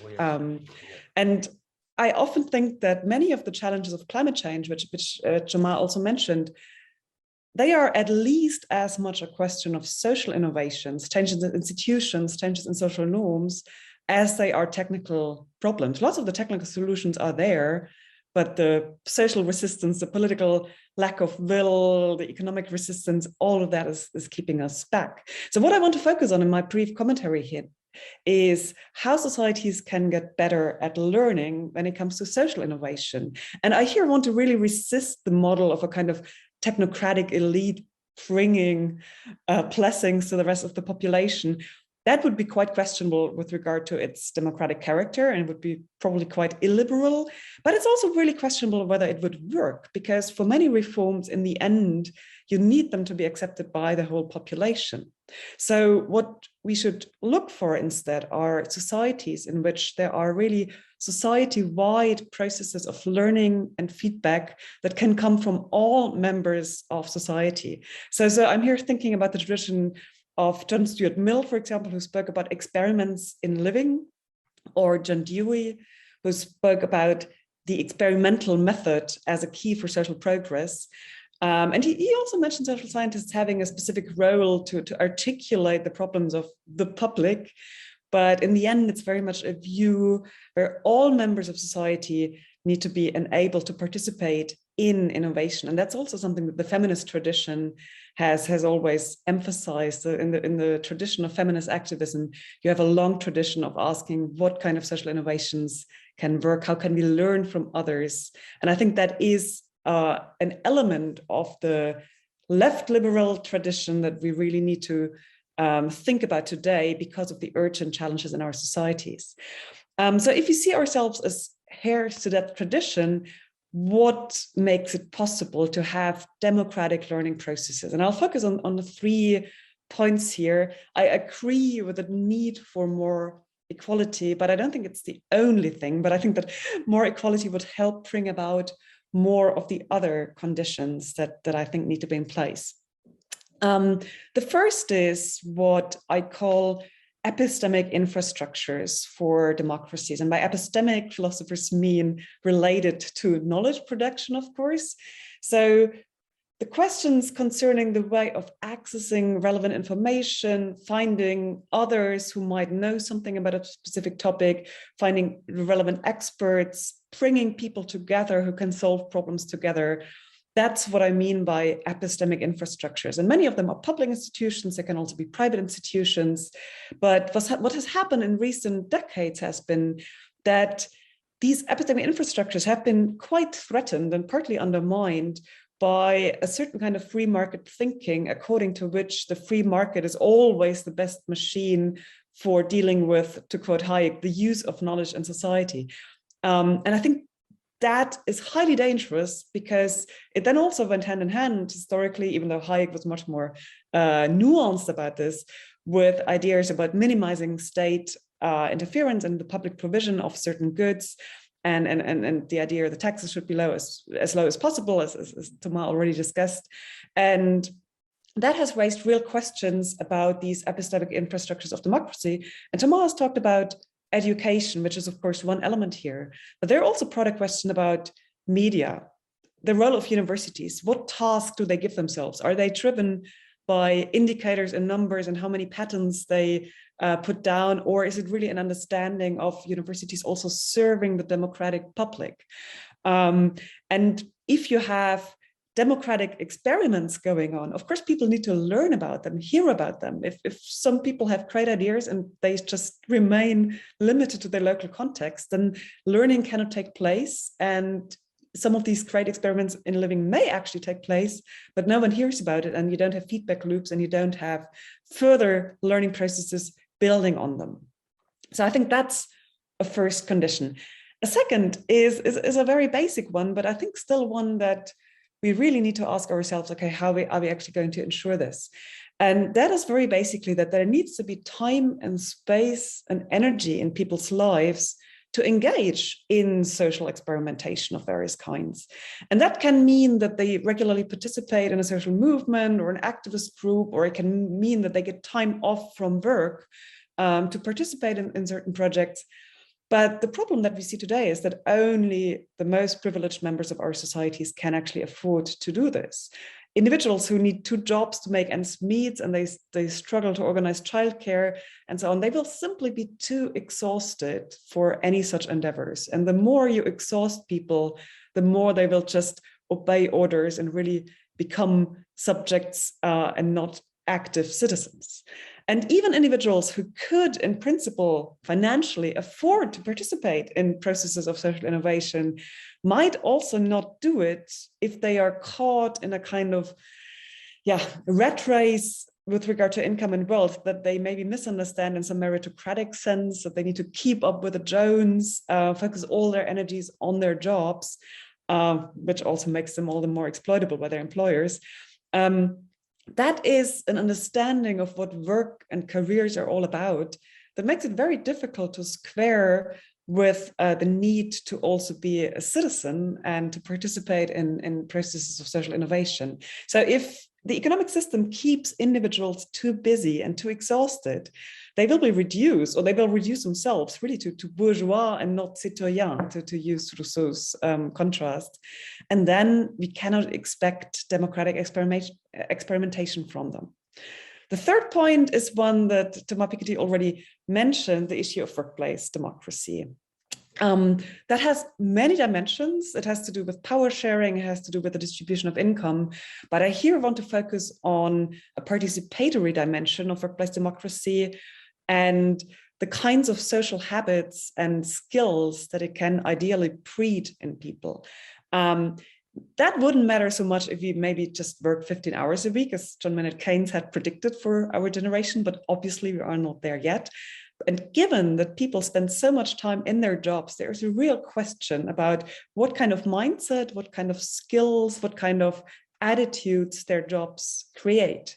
And if that's just attitudes of receiving orders and doing as much or as little as you can get away with, but not taking initiative, not taking responsibility for improving things, then the workplaces are sort of driving out, crowding out the attitudes that people would need as good democratic citizens in order to engage in the processes that can lead to social learning and social innovation.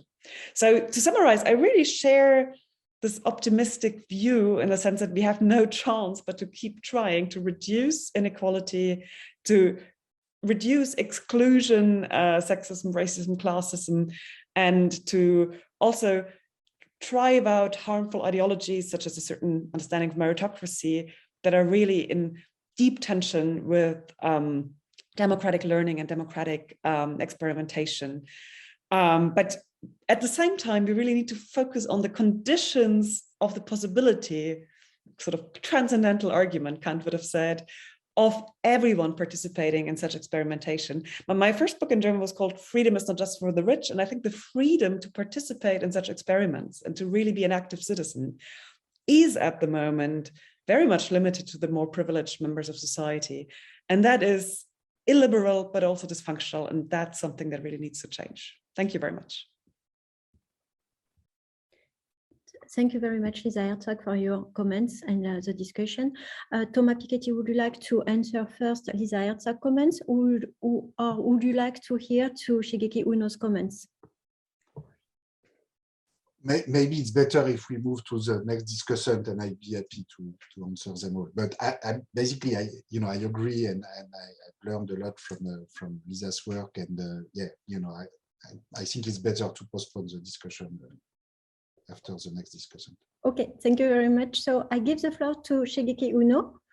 So please, the floor is yours. Okay. I'm so pleased to be able to participate in the opening session of this symposium with Professor Thomas Piketty and Professor Lisa Herzog.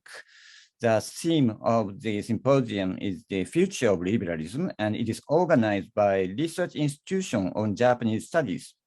Therefore, I would like to make some comments on the presentation by Professor Piketty, and at the same time, I'd like to talk a little about Japanese liberalism, or liberalism in Japan.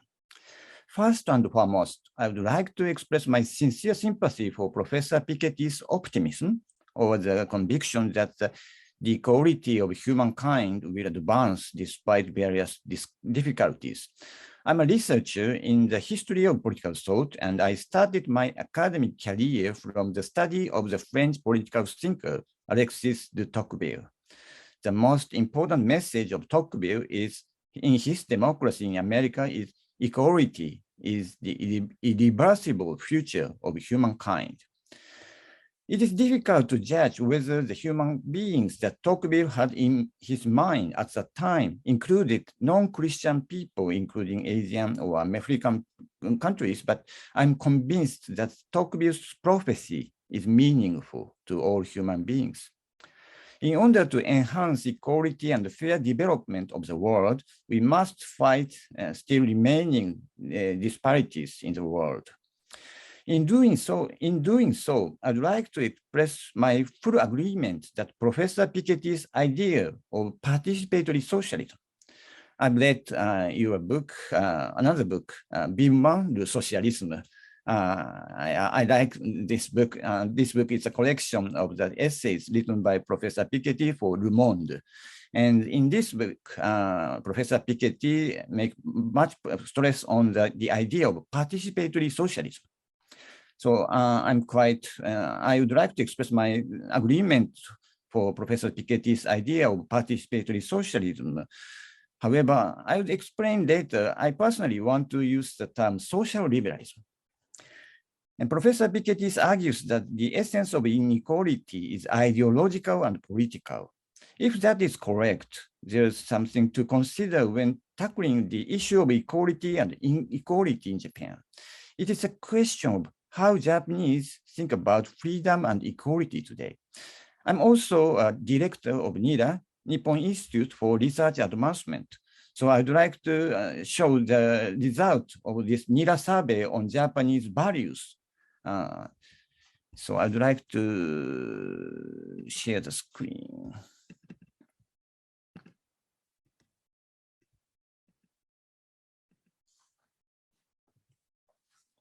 Yes. Please see the figure 1. According to this survey, the overwhelming majority of the respondents choose freedom when asked whether they choose freedom or equality. Our simple question is, do Japanese love freedom so much? Or rather, it should be understood that this result shows the decline of the value of equality for the Japanese people, or at least some skepticism of its realization. By the way, this survey is conducted twice for the same subject.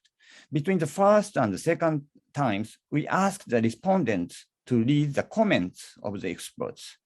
One expert comment is libertarianism, and the other one is Rawlsian emphasis on equal liberty.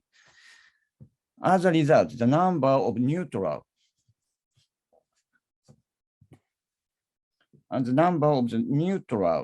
or I can't say either, increased in the second survey. Apparently, the Japanese way of thinking is neither libertarian nor Lawrusian. Next, figure 2.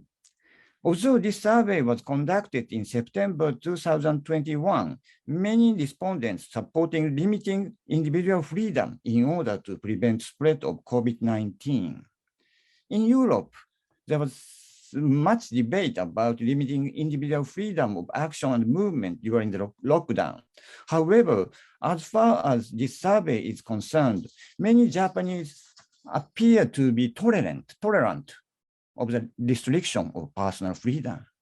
If so, what is the freedom that many Japanese people prefer? It is freedom that is compatible with regulation. Do people think that if someone does what they want without any regulation, not only their health, but also their freedom will be threatened? Also, I'd like to see the result of the survey on government service. Please look at the figure 3. According to the survey, many of the respondents who chose freedom favored simplified government. This is to some extent as expected. Surprisingly, on the other hand, many of the respondents who chose equality also favored simplified government. It is true that relatively many respondents who chose equality favored full-range government service, but nonetheless, more people chose a simplified government. That is to say, equality-loving people in Japan prefer simplified rather than full-range government service. It's quite surprising for me. It is, of course, difficult to draw conclusion from this survey alone, but it seems that the background of the respondents' opinion is doubt about the fairness of government services. They may be distrust that no matter how much tax they pay, it may not lead to the enhancement of the services to themselves. Achieving desirable social justice is difficult without trust in government, but it is serious if low support for equality is linked to the distrust of the government in reducing equality. Finally, I'd like to give my interpretation about this NIRA survey. Of course, this is just my personal hypothesis and not the only interpretation. First, I am skeptical of the conclusion that Japanese people choose freedom over equality. Rather, the result of the survey suggests that government failure to adequately address the issue of inequality may have led to low expectation for realization of equality.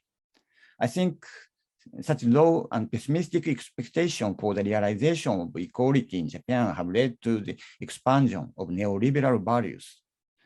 We must once again rebuild the idea of equality, and we need to regain confidence in the government.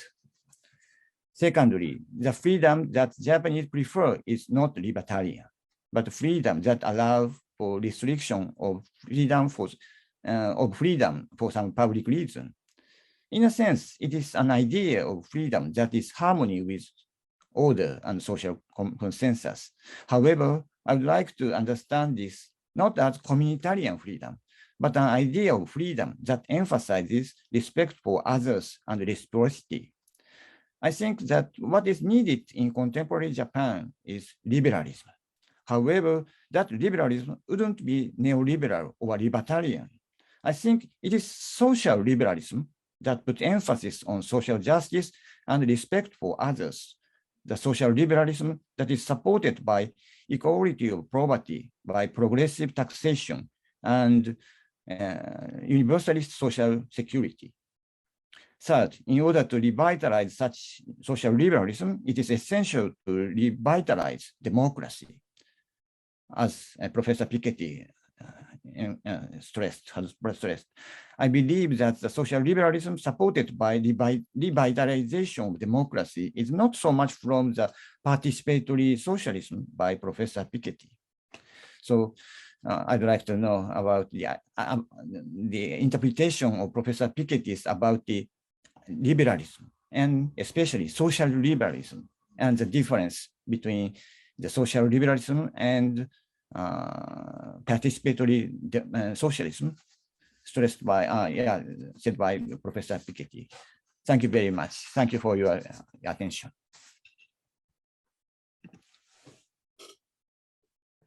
Thank you very much, Professor Uno, for your comments and question. So I now give the floor to Thomas Piketty. You will answer maybe first Lisa Herzog and then Professor Uno, or whatever, the order, what you prefer. Yeah, so maybe let me answer to both by saying that what I put under the label of participatory socialism is basically, in my view, this is really the continuation of this movement toward more political, economic, social equality that has already taken place over the past 2 centuries, and in particular the continuation of the social democratic agenda of the 20th century. The continuation in a number of directions, including more equal political power in the electoral process, through much tighter control of the financing of political campaigns, the financing of the media with egalitarian democratic vouchers to finance both political campaign and the media, which I think is absolutely critical. More equal voting rights in terms of economic democracy. So as I said, one of the achievements of social democracy, particularly in Germany, Sweden in the 20th century, was to grant as much as 50% of voting rights in the boards of large corporations, which is quite a significant change as compared to traditional capitalist liberal rules where the only shareholders have voting rights. So of course in the German system shareholders still have 50% plus 1 of the vote, but if the workers, in addition to the 50% of voting rights that they already have, just as workers also have 10 or 20% of the shares of the company, or if a local government has 10 or 20% of the shares of the company, then this can shift the majority, even as compared to a shareholder who has 80 or 90% of the shares of the company. And I can tell you from the point of view of a shareholder in France or US or UK or probably in Japan, this looks like communism. And when this was instituted in Germany in 1952 and reinforced in 1976, this was heavily criticized, of course, by liberal circles and shareholders. But in the end, this allowed for more involvement of workers in the long-run strategy of company. And I think we should go much further. So what I put in participatory socialism, is an extension of this system to all countries, all companies, small and large, with 50% of the seat with workers. And together with this, a maximum share of the vote among the 50% going to shareholders, say not more than 5 or 10% of the share for a single shareholder in a company with more than 100 workers. And then you can adjust the exact rule, but that's the general idea. So what I put under the label of participatory socialism in this movement, in effect, toward more democracy, both in the electoral sphere, political sphere, and in companies. This together has to come with more redistribution of wealth, so very progressive taxation, not only of income but also of wealth and inheritance, so as to redistribute wealth itself, and a much more ambitious definition of educational justice, as I have illustrated. Now, if you want to call this social liberalism, as long as the content is the same, I'm not here to do, the police of words and to say, which word should be used. In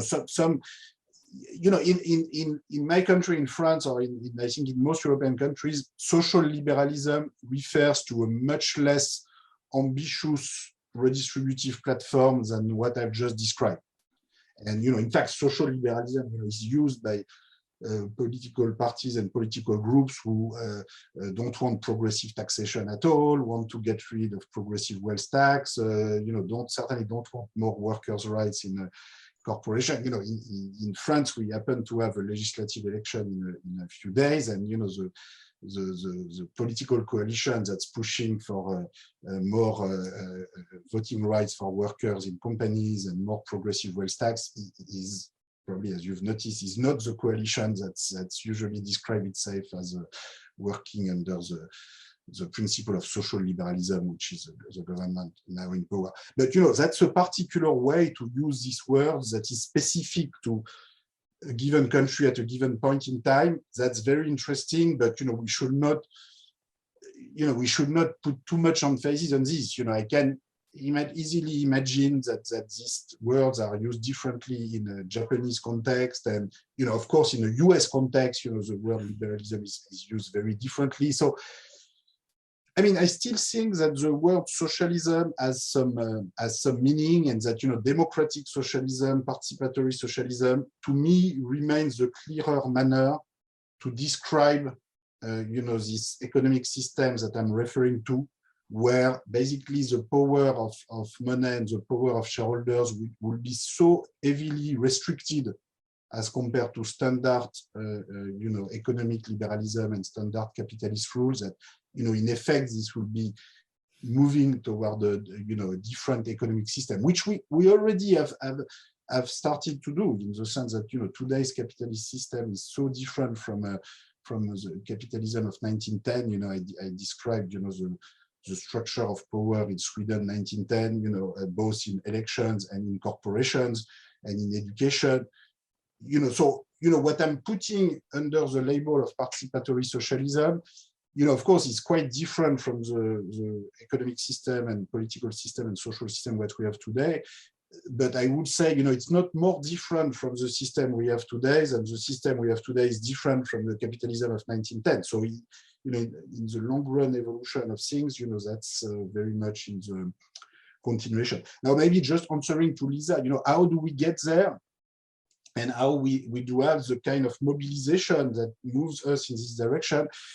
Well, you know, again, I'm trying to start from the lessons of the 20th century and the 19th century, and I think, you know, we need collective organization. You know, we you know, social sciences and books and, you know, this kind of discussion can be very useful, of course, but you know, that's of course not going to be sufficient. And at the end of the day, you know, this has to do with you know, political power, balance of power, and you know, you need collective organization, political parties, you know, new forms of workers, trade union organization, you know, which of course will be very different from the form of organization we had in the 20th century, because means of communication, you know, everything has changed a lot.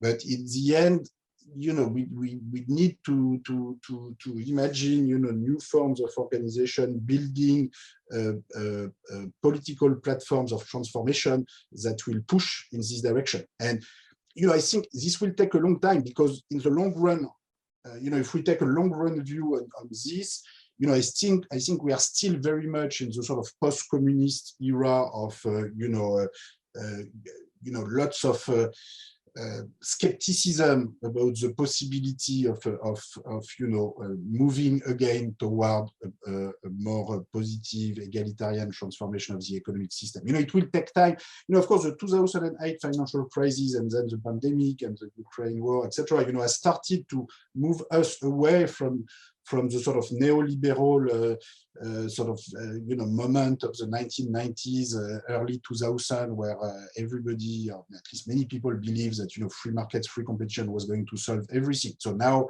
people are a bit, but you know, there is a temptation to replace neoliberalism by sort of neo-nationalism, which is, of course, the simplest way to address the problem that each country has to address. You know, you can, you know, basically you blame others, you blame other countries, and you magnify your own nation state. You know, that's in the United States. You know, we are done with Trump for the time being, but we don't know for how long with this kind of political mobilization. But you know, I just want to say, you know, this, what made Trump possible was also, you know, the failure of Reaganism in a way. You know, Reaganism was promising more prosperity for all, you know, through tax cuts for the rich, etc.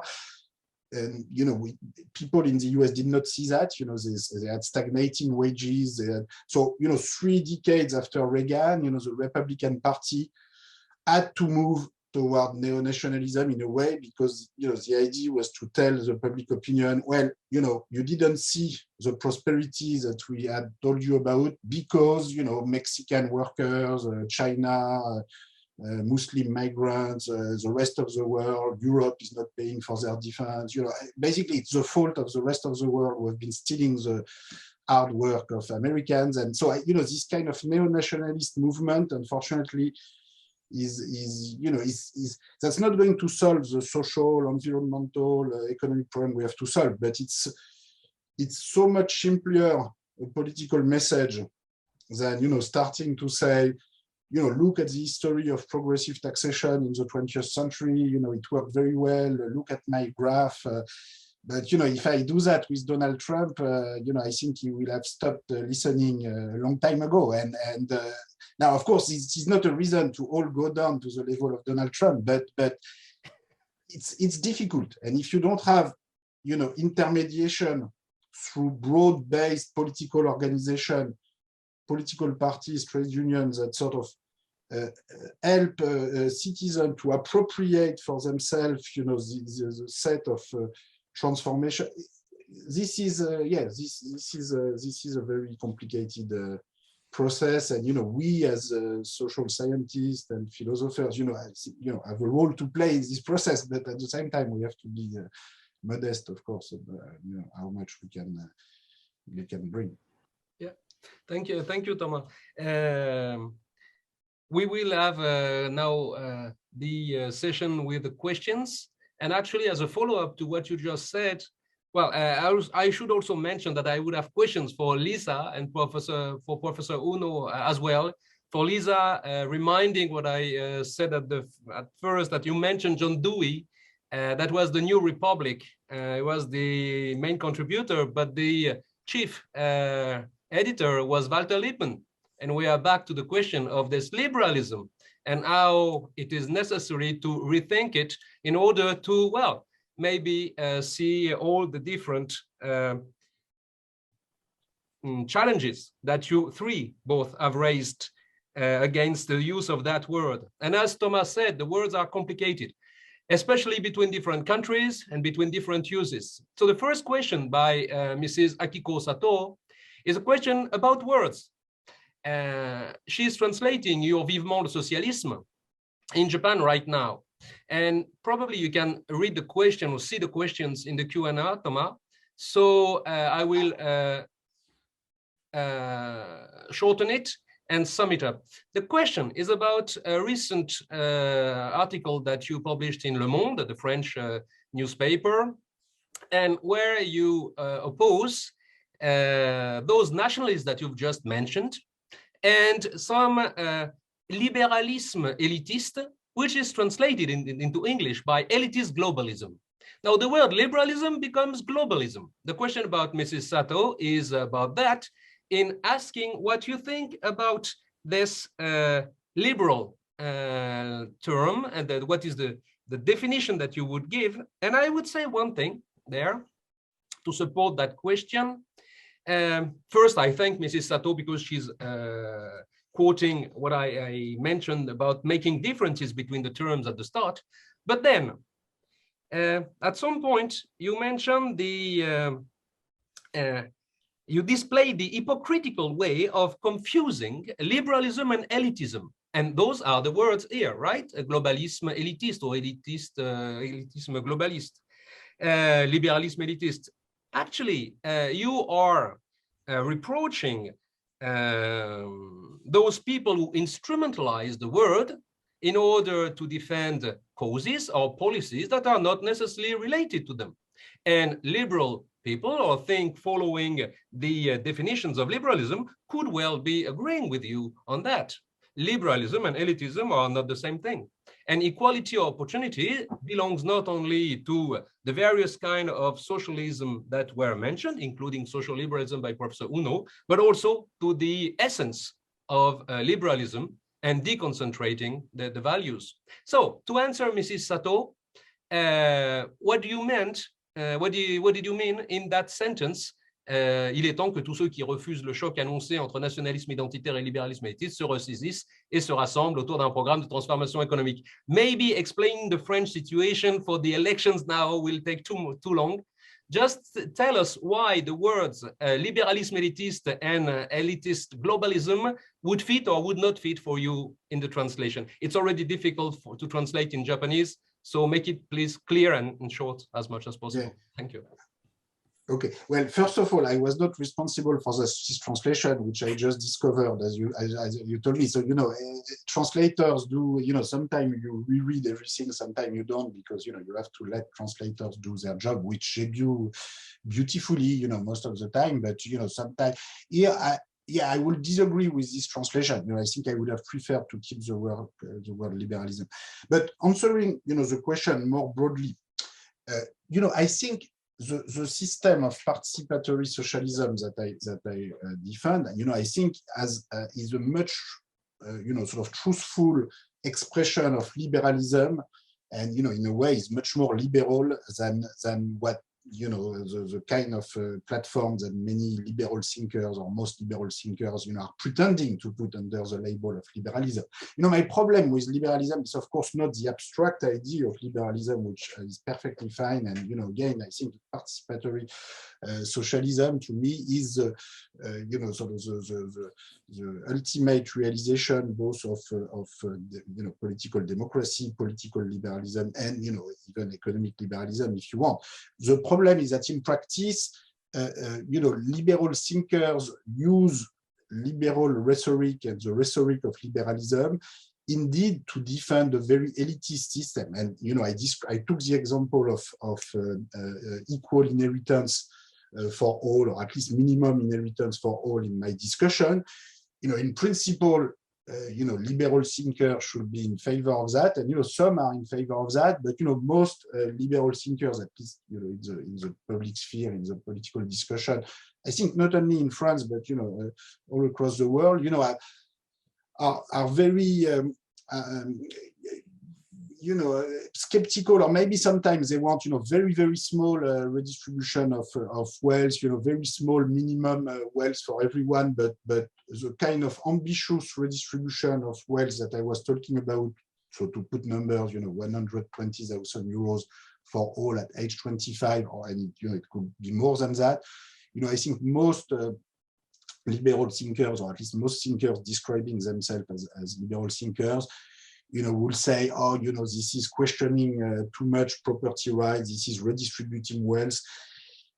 And there's a long, the key contradiction is, I think of liberalism, from the beginning is, liberty for whom? And are you talking about those families who already have property and transmit property? Or are you in favor of some broadening access to economic power, economic opportunities, and this is also why coming back to the survey that Professor Uno was showing us in Japan, which was very interesting. But of course the kind of answer you get has to do with the question you asked. So if you ask the question, do you prefer freedom or equality? If you ask me the question, I will probably say freedom. But it's a very strange way to ask the question, because when you give minimum inheritance to all, so is this more freedom or more equality? Well, this is both more freedom and more equality. And in the long run, this is a movement toward more freedom and more equality. That has been so central in our history. With lots of variation across countries. But this is this long run movement. Now, some people, and I think some liberal thinkers, will say, well, this minimum inheritance for all, this is an attack on the freedom of high wealth individuals to transmit their wealth to their own children. And indeed for these people this can be a restriction of freedom, but for the vast majority of the population it will be an expansion in freedom. And so I think overall this will be an expansion of freedom and equality. And I think this is just one last word. There was a reference to Tocqueville a bit earlier. we have, of course, to remember that, Tocqueville was not only a liberal thinker, he was also a political actor who was very involved in particular in the debate of the 1840s about the compensation to slave owners. You know the stories that, after the abolition of slavery, there was a compensation not to slaves, for the decades and centuries of unpaid labor and harsh treatment, which you can imagine that a liberal thinker will be in favor of a compensation to slaves. But of course, Tocqueville was entirely for a compensation to slave owners, which is what happened. In 1848, there was a big transfer to slave owners in order to compensate them for the loss of property due to the abolition of slavery. And Tocqueville, has some very clear there's a very clear sentence and writing about this, saying basically, if you start questioning, property rights that were established in a legal manner in the past, whatever you think about the legal systems that existed in the past, but if you start questioning this, you will not know where to stop. So you have to respect, existing property rights no matter what. And I think it's an important example, not only because this compensation to slave owners, in some cases, continued until the 20th century. So, Haiti paid to France and to Banque de France payment until the 1950s, 1957, last payment, in order to compensate, French slave owners for the loss of property. So, it lasted for 1.5 centuries. But this example also shows, I think, some of the basic contradiction which you have from the beginning with a form of liberalism. Is, what do you do with property and with the redistribution of wealth? Can you trust democratic deliberation to decide about, the right level and the acceptable level of concentration of wealth and power? Yeah. Or do you fear democratic deliberation? And so do you want to sacralize existing property rights as the basis of your political system? And so here we are really at the heart of the contradiction. Yeah, and actually, thank you for giving a criterion of those words that are difficult and entangled. And your criterion is quite easy to understand. We need, and you said it earlier, we need collective organization. So the debate between what's could be called liberal or not is collective organization or defense and irrepressible, intouchable respect of the individuality of the different actors. That gives a good criterion. Maybe, but sorry, Antoine. Let me add something to this, because I don't agree with this choice of word, and this is important. I was just talking about democratic deliberation rather than collective organization. And I mean, all these words, have something in common, but the reason I chose the word democratic deliberation is important. Okay, so the question is, do we trust democratic deliberation as a way to, to determine the legal system of property, the fiscal system, the educational system, or do we sacralize a certain pre-existing view of property rights, which democratic deliberation should not be allowed to redefine and reconstruct? So that's really the key, is democratic deliberation. These are the key words.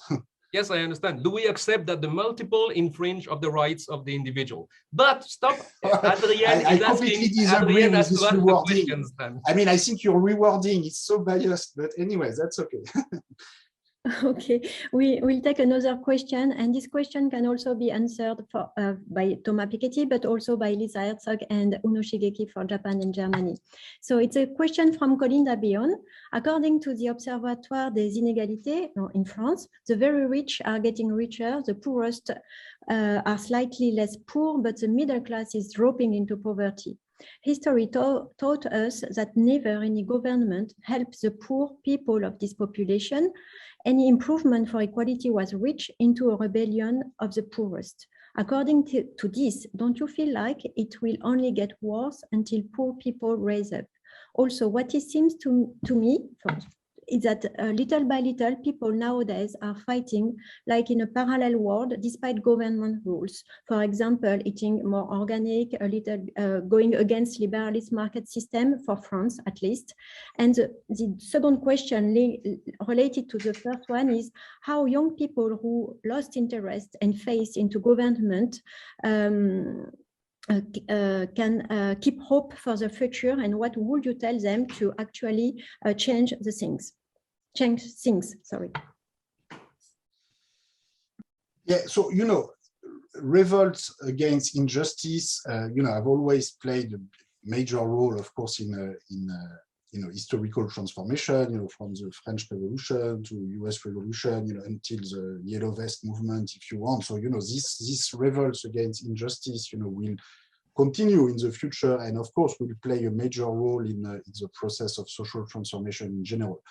But, you know, I want to stress that, you know, what matters in the end is the construction of new and alternative institutions, and if, you know, social revolt in themselves and, you know, pure balance of power in, you know, in themselves, you know, is not sufficient, you know, to generate, you know, sort of a spontaneous consensus about you know, what kind of alternative institution you want to put in place. And, you know, we have, of course, lots of historical experiment and experience where, you know, this focus on the balance of power, you know, led to even worse institutions, that the institution, oppressive institutions that were supposed to be replaced. So what I really want to stress is that we should be very skeptical about anyone, you know, pretending that we already know what we want. We already know what kind of alternative institution we want to put in place. No, in fact, when we get into the details of how we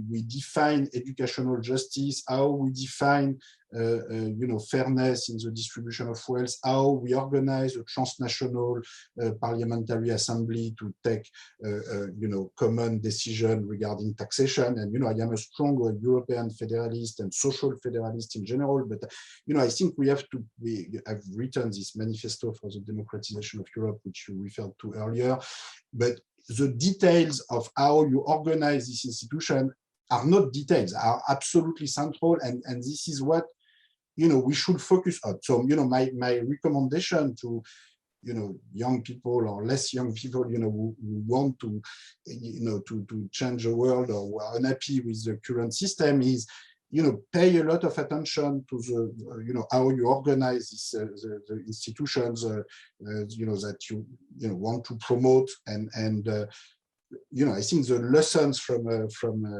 historical transformation in the tax system, the educational system, the electoral system are absolutely central to try to, you know, define the next step in institutions. But we, you know, we need to have this precise discussion, you know, about tax rate, about educational spending, about voting right, about financing of political campaigns. If we remain at an abstract level, you know, about collective organization, individual rights, etc., but we don't embody what we claim in sort of concrete social rights in terms of, you know, participation to decision-making in companies, participation to financing of political campaigns, access to educational resources, access to minimum inheritance. If we don't have this concrete discussion about social rights, then we you know, we are not going to make a lot of progress.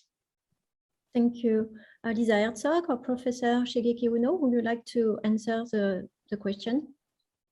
Yeah, let me maybe just pick up this point about what should young people or people in general do. And I often get this question in the form of how not to become cynical and just go along. And one of my last books was called Reclaiming the System. And what I mean by this is that we all act in organizations. We have various roles. We act in universities, in the media, in companies, whatever. And we all can make a decision whether to just go along with the system that's currently in place or to try to change it in the small and large ways that all of us can contribute. And that takes a lot of energy. But if you look at historical cases of moral progress, very often it started small and it started with changes in norms. And I very much like Anthony Kwame Appiah's book on moral revolutions, The Honor Code, where he mentions how changes in what was considered honorable have been hugely important in, for example, abolishing slave trade. It was formerly seen as something that honorable members of society would do. They would make money trading in slaves. And then it shifted into something that was something for the sort of not honorable members of society. And I think in many areas, that's the kind of change that's currently starting to happen, but that needs to speed up much more. It's just not honorable to earn your money in the fossil fuel industry or to exploit your workers, all these things. And we all, I mean, we here in this audience, we are probably at the very privileged end of humanity in general. So we can all try to make a difference in large and small ways. And that takes a lot of energy, but that also gives meaning to the jobs that one has. And that's probably the only way out of cynicism to try to change things. Thank you very much. Professor Uno, would you like to answer? Yeah, I'd like to talk a little about my observation about the younger generation in Japan. I have some opportunity to talk with high school or junior high school students in Japan. And what I felt is that they are very strong, very positive in social innovation. They are quite enthusiastic in taking part in society and social innovation. But at the same time, they are quite skeptical about participating in politics. So what is surprising, and I feel it's a kind of tragedy that the attitude toward social innovation and political participation is quite separated for younger generation in Japan. Maybe they feel some skepticism and maybe they feel some distance towards the real politics. So what we have to do and what we have to overcome is make a bridge over the social innovation and political participation. In that sense, what Professor Herzog discussed today is very important for me because I studied Dewey also, and I love the idea of democratic experimentation. And I sometimes discuss this idea of democratic experimentation, and I think many younger generation, Japanese younger generation, has some sympathy for this idea of democratic experimentation. So the key is this kind of democratic experimentation to make a bridge between the idea for the social innovation and the political participation. Thank you very much, Professor Uno. We have quite a long question for Thomas Piketty. Gilles, maybe you will yes, summarize by it. Kazuo Kodama, and let's make it short, even if you can read it, Thomas, it will help also. I will also make it larger. So Kazuo Kodama-san is asking about our colleague at the University of Chicago, Raghuram Jarajan, who is pointing out that there is not only inequality of income or inequality in assets, but also inequality of opportunity, access to the acquisition of skills, status, access to skills. Well, it is multifactorial, as you pointed out, Thomas. So the question is, since our colleague seems to not favor necessarily more fiscal spending and higher taxes, but to insist on other aspects of this diminishing other factors of disparity, what is your reaction to that? And more generally speaking, since you have mentioned your books and a long career in discussing in the States, here in different countries, in France a lot, etc., what would you say your present situation is regarding the profession? Let's say the economics profession. Do you situate yourself like you did before you published, for example, Capital in the 21st Century?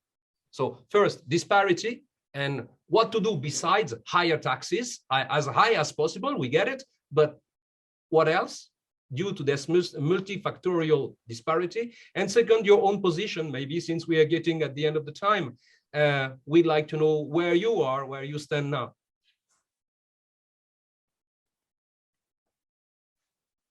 We don't. I'm not sure what you were meaning when you say as high as possible for taxes. What were you talking about?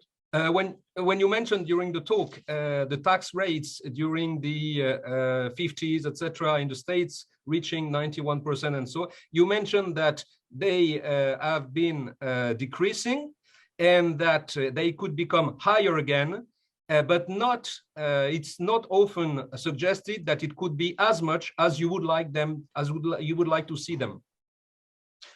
Yeah, But yeah, anyway, but be careful. No, but be careful. You seem to forget one thing: is that these are tax rate for 0.1% of the population or 1% of the population. So, okay, yes. So it's important not to be mistaken between the whole population and 0.1% of the population. Otherwise, there could be a suspicion that this is the elitist problem of looking at a very small minority and doing as if this was for the entire population.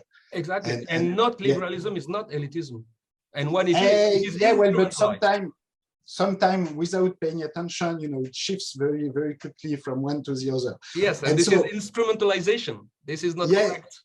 So again, what I am in favor of is certainly not to have as high tax as possible in general. It's about redistribution. So in particular for inheritance, and that's directly related to this discussion about equality of opportunity. The problem, in my view, is not that the government should take the wealth, but that we should redistribute inheritance so that all children receive a minimum level of inheritance. So there's nothing at all, total taxation does not increase at all. It's some people receive minimum inheritance, and some people who have huge inheritance, don't receive it anymore. But to understand this, it's really important to understand that the set of rights and opportunities and more generally, the process of wealth creation that has happened, since the beginning of history, in effect is a collective process. So, all wealth creation, again, is collective in the sense that it relies on, the accumulation of knowledge since the beginning of time. And, the notion, private property rights are instituted by societies because, they can be useful collective institutions to coordinate individual behavior. But the way they are instituted and the way the legal system defines them, has to be agreed collectively, so as to fit the general interest. And so that's, this is what we are talking. What we are talking about, and I think it's very important to be clear about that. You asked me about the economics profession, and so let me be clear that I don't view myself. I view myself more as a social scientist than as an economist. I think the idea that economics is a separate discipline that has nothing to do with the rest of social sciences and nothing to do with history, sociology, political science, philosophy, it's a huge mistake. And the illusion that economists, have built a science that is so scientific that nobody else can understand, I think is at the origin of many of our problems today, including our democratic crisis. But I think it's so economists have a big responsibility for that.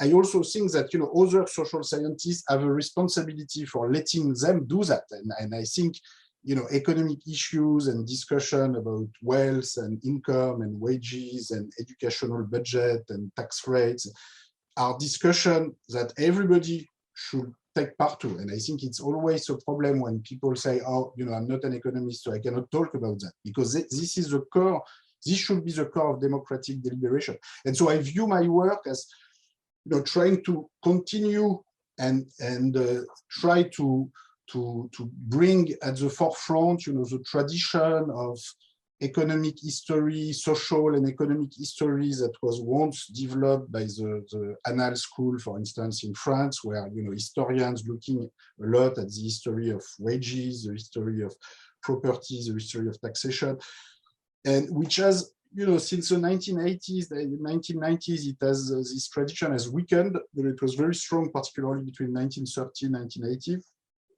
And I think it has weakened mostly for wrong reasons. And I think it's this is this tradition that I'm trying now to resurrect. So if you ask me, the economics profession, sometimes I am not so optimistic about the economic profession. Well, there are some interesting segments within the economics profession, but I am more optimistic, in the young generation of, historians, sociologists, political scientists, going back to tech economic or socio-economic issues and bring, refreshing perspective on this. And we surely agree on that, and we thank you for cooperating to the journal, to the Review of Economic Philosophy. We're working in the same direction. Excellent. And about Raghunarajan, our colleague from Chicago, and the question by Kazuo Kodama, and the disparity of the what else behind taxes may help. Oh, I mean, I thought I had already answered about educational justice, etc., and voting rights. So most of what I'm talking about in terms of access to power in firms and political participation in election through funding of the media, funding of political campaign, voting rights in companies, access to education. This is not about taxes. Taxes are instrumental. They are sort of part of the whole institutional system. But this focalization on taxes and this obsession with why do you want to tax the rich? This is a line of defense of the rich. Of course, to say, oh, you only care about taxing us, but that's not at all what we're talking about. We're talking about a system, a broad system of rights, access to fundamental goods, including education, health, and most of all, participation to political process, participation to economic democracy. This is what we're talking about. And then, of course, the line of defense, the elitist line of defense is to say, oh, you only talk about taxing the rich, that's very bad. I can see the line of defense, but yes, it's only instrumental. It looks very weak to me. Yeah. We agree it's only instrumentalized in that case. Yeah. And now, Adrien, we have some more short questions. So maybe if you have still a little bit of time, Thomas, shortly, Adrien, short questions with short answers to finish and not frustrate too many audience. Okay, we have a short question. So it's from Seiichiro Sato. It's addressed to Professor Uno, but I think Thomas Piketty will also answer this question. It's about the term of the opposition between freedom and equality in different countries. So generally speaking, Japan and USA respect freedom, while France respect equality. Concretely speaking, freedom means freedom of speech, of capital, etc.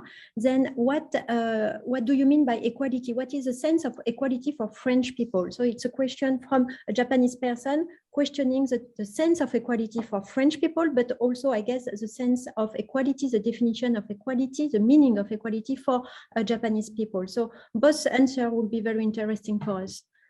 First, maybe Thomas, and then Professor Uno.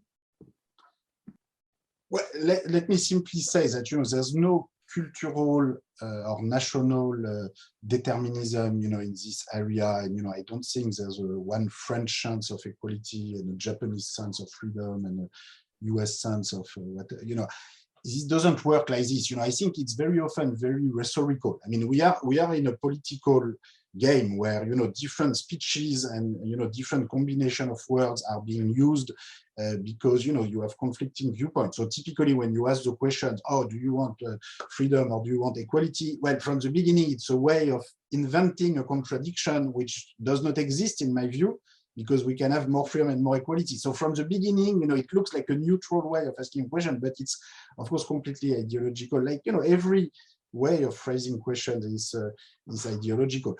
France, you should remember, France was the very last country in the Western world, to introduce the income tax and the progressive income tax, and this was adopted in the summer of 1914, not to pay for school, but to pay for the war, going to the war with Germany. This was the only reason that made the French Senate agree to create an income tax. At that time, you already had an income tax in Japan more than 30 years before. Britain, Denmark, Germany, even US, they had an income tax much before. What's interesting is what the Republican elite, political and business elite in France at the time was saying is, we've already become so equal in France, thanks to the Great French Revolution, that we actually don't need an income tax because we're already a country of equals, which when you look at the data of the time, the concentration of wealth, in Paris in 1913 is just as extreme as in Britain, in Germany, etc. So there was, political instrumentalization of the idea of France being more equal than others in order to resist, sort of minimum tax reform, which all other countries had already adopted. So this is just an example to show you, that, this idea, for instance, of France sort of being in love with equality, since the French Revolution is sometimes a way to dissimulate a lot of hypocrisy. Like today, France is a country where, we're going to spend 3 times more resources per capita for the students going to the Grande École and to the more elite schools and to the students going to the normal university track, in spite of the fact that the former have more socially advantaged origins than the later. So, yeah, we have to be very careful about the way these terms are being used and instrumentalized in different countries. Thank you. Thank you very much, Professor Uno. Yes, of course, I know that the idea of freedom and equality is quite ambiguous and depending on the social or historical context. So it's quite difficult to define and what kind of liberty of equality that Japanese people understand is so difficult to say. But we just started our project the survey of NIRA, that is to understand how Japanese people understand liberty and equality. So it is just the beginning of our survey. So at the present moment, I cannot say much about the idea of liberty and equality for Japanese people today. But what is quite surprising for me is that the percentage of the people who prefer equality over liberty is quite low. It's a little surprising for me, because of course the idea of liberty is to some extent abstract for Japanese people, but the equality is quite concrete and very important and definitive idea for Japanese people. But still, the number of the people who prefer equality over freedom is quite low. So I cannot say something definitive at the present moment, but this is some kind of symptom of the Japanese people's mentality or attitude to the politics or society. So I would like to study and continue our investigation for this, how people understand liberty and equality in contemporary society. Thank you very much. Lisa Herzog, would you like also to say a word about those concepts? And maybe remind the audience of the title of your book, since the question was asked to us many times. Yeah, well, I'm very much on the same page as Thomas Piketty here. I think it's a misconception, and I mean, I've never done this, but maybe other people in the room here have. But I think one should probably do some research into when this was actually started to really oppose freedom and equality. My suspicion would be that this is very much a Cold War framing of things, where the alternative is always either you have a free enterprise economy where freedom is very much tied to property rights, economic freedoms, not so much political freedoms. Think about how in the US in the 50s, there was the anti-communist witch hunt. But individual freedom of sort of the little business owner, that was sort of the picture. And the idea was that equality would always lead to a totalitarian system. And I once talked to an older historian of economic ideas about this. And I said something like, it sounds like when you have something like a welfare state system or a public health system, you'll immediately, go down into the gulag. And he was sort of saying, yeah, well, that was the mentality. It was very much once you start attacking, reducing, reframing individual freedom, and again, this was understood as property rights, there's no way to stop this slide into a really illiberal system. And this is just empirically, historically, completely wrong. But it shapes the debate up to this day. And especially in the US, I mean, the very term of the use of the term socialism is so loaded there. That's completely unhelpful. They usually mean something that we would probably more call social democracy, but it's just a fighting word. And really, doesn't make it possible to have meaningful discussions about what we mean and for whom. And I mean, unfortunately, the whole discourse is also really distorted in the sense that there's money behind certain conceptions of freedom. I mean, there's a freedom center at the University of Arizona sponsored by Koch brother money. So capitalists are aware that it's beneficial for them if people understand freedom as meaning free enterprise and property rights. And that's why they sponsor philosophers who think that freedom consists in mostly individual property rights. And that is one of the challenges in the current situation, that the whole field is so full of minds, as it were, that it's really difficult to discuss. But I continue to think that opposing freedom and equality is totally misleading.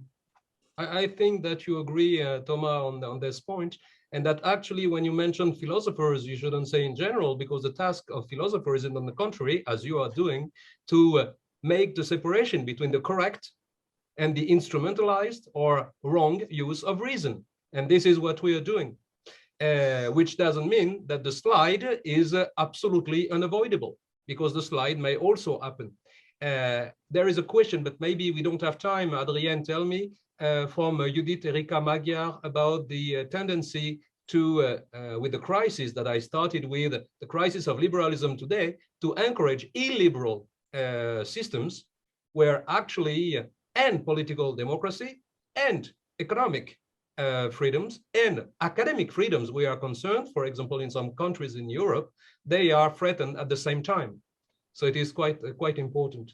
Adrien, what about the time? Tell us. Yeah, I think we can take this question, but it depends on, this question can be answered by Thomas Piketty, Professor Uno, and Lisa Herzog. So I think it's maybe a good concluding question if Thomas doesn't have time to continue.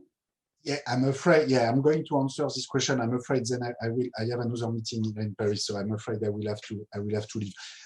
Let me first say that, yeah, I fully agree with Lisa that, you know, Professor Uno, I would suggest that, you know, the question on freedom and equality should be framed differently so as to have a more interesting answer. Because if from the beginning you ask the question as if you have to choose between the two, you know, you should not be surprised that people choose freedom. If you ask me, you know, I will probably pick freedom. You know, if you ask me a question where there is a contradiction between the two. So I think we have to get to sort of more subtle choices. You know, otherwise here it looks a bit like Cold War to me, and it's sort of restricting the choices a lot. Regarding illiberal, you know, what we call illiberal regime in Eastern Europe, or, you know, autocracies in Russia and China, let me say that, you know, there is a big responsibility for, you know, the West in this process, in the sense that, in particular, you know, the economic system which has been put in place partly in the name of liberalism, you know, in the 1980s, 1990s, has made it possible for oligarchs from Russia, from China, you know, to basically take the resources away from their own country, put it in Paris or London or Luxembourg and Courchevel without any control, in the name of liberalism. And then, you know, 30 years later, we say, oh, that's too bad. You know, we don't know where this wealth is. We cannot do anything. And, you know, the European Union decision to freeze oligarchs' assets, you know, so far has not been applied at all. You know, if you look at the total amounts of assets that have been frozen from Russian oligarchs, this is ridiculously small. You know, the numbers, you know, we have made some estimate with Gabriel Zuckman, other colleagues from the World Inequality Lab. We have at least 1,000 billion euros in foreign assets by Russian oligarchs in Europe. The amounts that have been frozen so far are a few dozen billions, because, in fact, we have created a system that has made it possible for autocrats from Russia, from China, from all over the world, you know, to plunder resources and put it in our own banking system or real estate, you know, in Paris and London. So here's you know, that's also the key, you know, some of the contradiction. And I think it's very important, in particular, if we try to talk to the public opinion in Russia or in India or in Brazil, in the South, that we stop this kind of hypocrisy where, you know, we pretend we are the countries in favor of justice, law, democracy. But in fact, you know, we're protecting financial interest of, you know, basically oligarchs and autocrats from all over the world. So we have to get much more serious about democracy, justice, and I will say, you know, for a conclusion, we have to get much more serious about real liberalism rather than this sort of instrumentalized version of liberalism.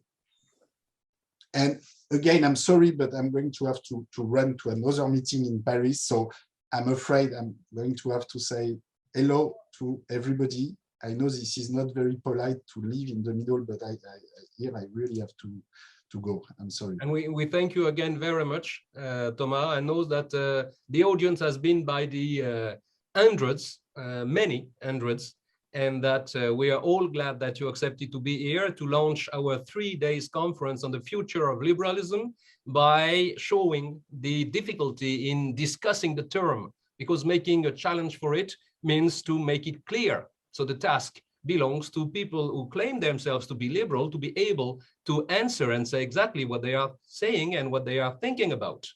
That's the best challenge that you give them. Thank you. Thanks a lot. Thank you very much. Bye-bye to everybody. Bye-bye. Thank you. So we will continue the general discussion, first of all, by answering this question about illiberalism and the question of the erosion of the rule of law in the democratic framework. Maybe Lisa Herzog, you want to answer? Yeah, thank you. I'm not sure I can speak about the erosion of the rule of law, because I mean, this would have to be made much more specific what is referring to, because in the European democracy, I'm not sure we have such an erosion. I don't know about Japan, and the US is very complicated. About the illiberal democracy, so I know most about the countries in Europe that have gone into this direction, Hungary, Poland, and so on. And let me just say a few things about where I think democracies need to do more to protect themselves against the tendencies that have played out in these countries. There you did have, of course, a loss of the rule of law, but what you had first, if you look back to the 1990s and 2000s, you had a very drastic form of economic transformation that led to some winners, a general rising of standard of living, but also a lot of insecurity, and apparently a great sense among many people that they want more protection from the state, and the populist leaders promised to give them that. They also gave them a certain amount of self-esteem by blaming others, but what's sometimes left out in the discussions about these countries in Western Europe is that some of the ways in which Orban and the Polish rulers, why they became so popular is that they gave, for example, quite massive support to families, simply money for families that they urgently needed. So the financial insecurity that these countries had experienced had opened the doors for people to be open to that kind of narrative about the leader that protects them against, the storms of globalization. And you have something similar in the narratives about Trump. So in that sense, I think to protect democracies from this illiberal temptation, one of the very important things that democratic parties need to do is to ask, what does it take to give people trust in the system? And that also means to give them some economic security, because if people, and I mean, there are lots of statistics about who actually votes for populists, right-wing populists, and it's often not so much the really poor people, but it's people who are fearing that they will slide down in the socioeconomic rankings. So it's the fear of losing out that apparently contributes to driving people into the arms of right-wing populists. And I think that is something that one has now, I mean, there's a lot of research on this, and it seems to be pretty well understood. So that's something that democracies need to actively engage in and ask, okay, what does it take to create more economic security for people? Listening to you now, Lisa and Adrienne, we will go on with the question, but listening to you now, isn't it then maybe more efficient to re-establish some confidence in those people who are suffering in the liberties, and therefore in liberalism as the expression of those liberties, rather than fighting against a name of liberalism that is not that has been instrumentalized, and that is not the case? Isn't it more efficient to defend the term instead of attacking it? I'm always very torn on this question. And I mean, as in philosophy, in some circles, just mentioning liberalism puts you into the camp of defenders of unbridled capitalism, which I think is nonsense. As someone who grew up near the Iron Curtain and then sort of saw pretty much firsthand what the so-called socialism there did to the countries, I'm also not always super comfortable with the use of the term socialism, especially because it's also becoming so vague. But in the end, I don't know whether it's words that matter. What I think matters a lot, and I think that is really a question for liberalism that is at the core of what we mean by the term. Does liberalism focus on formal rights, which are important, of course, which are written down in laws? Or does it also look at the substance of what people can actually do with their rights? And then you get all these questions about freedom in a stronger sense, because historically, at least certain strands in liberalism have been very much about protecting individual rights from state interference, and actually, but not as much about protecting the actual things that people can do within the space of freedom, also protecting them against the more powerful private actors that you see in liberal societies. So the relation of citizens and also citizen corporations vis-a-vis each other is, I think, at least as important from a liberalism as I would understand it, as this impetus to say, oh, the state should stay out of things. I think that is really a big question within liberalism. Are we only focusing on formal rights vis-a-vis the state, or are we also focusing on substantive freedoms and the relations people have with each other and with corporations in the countries?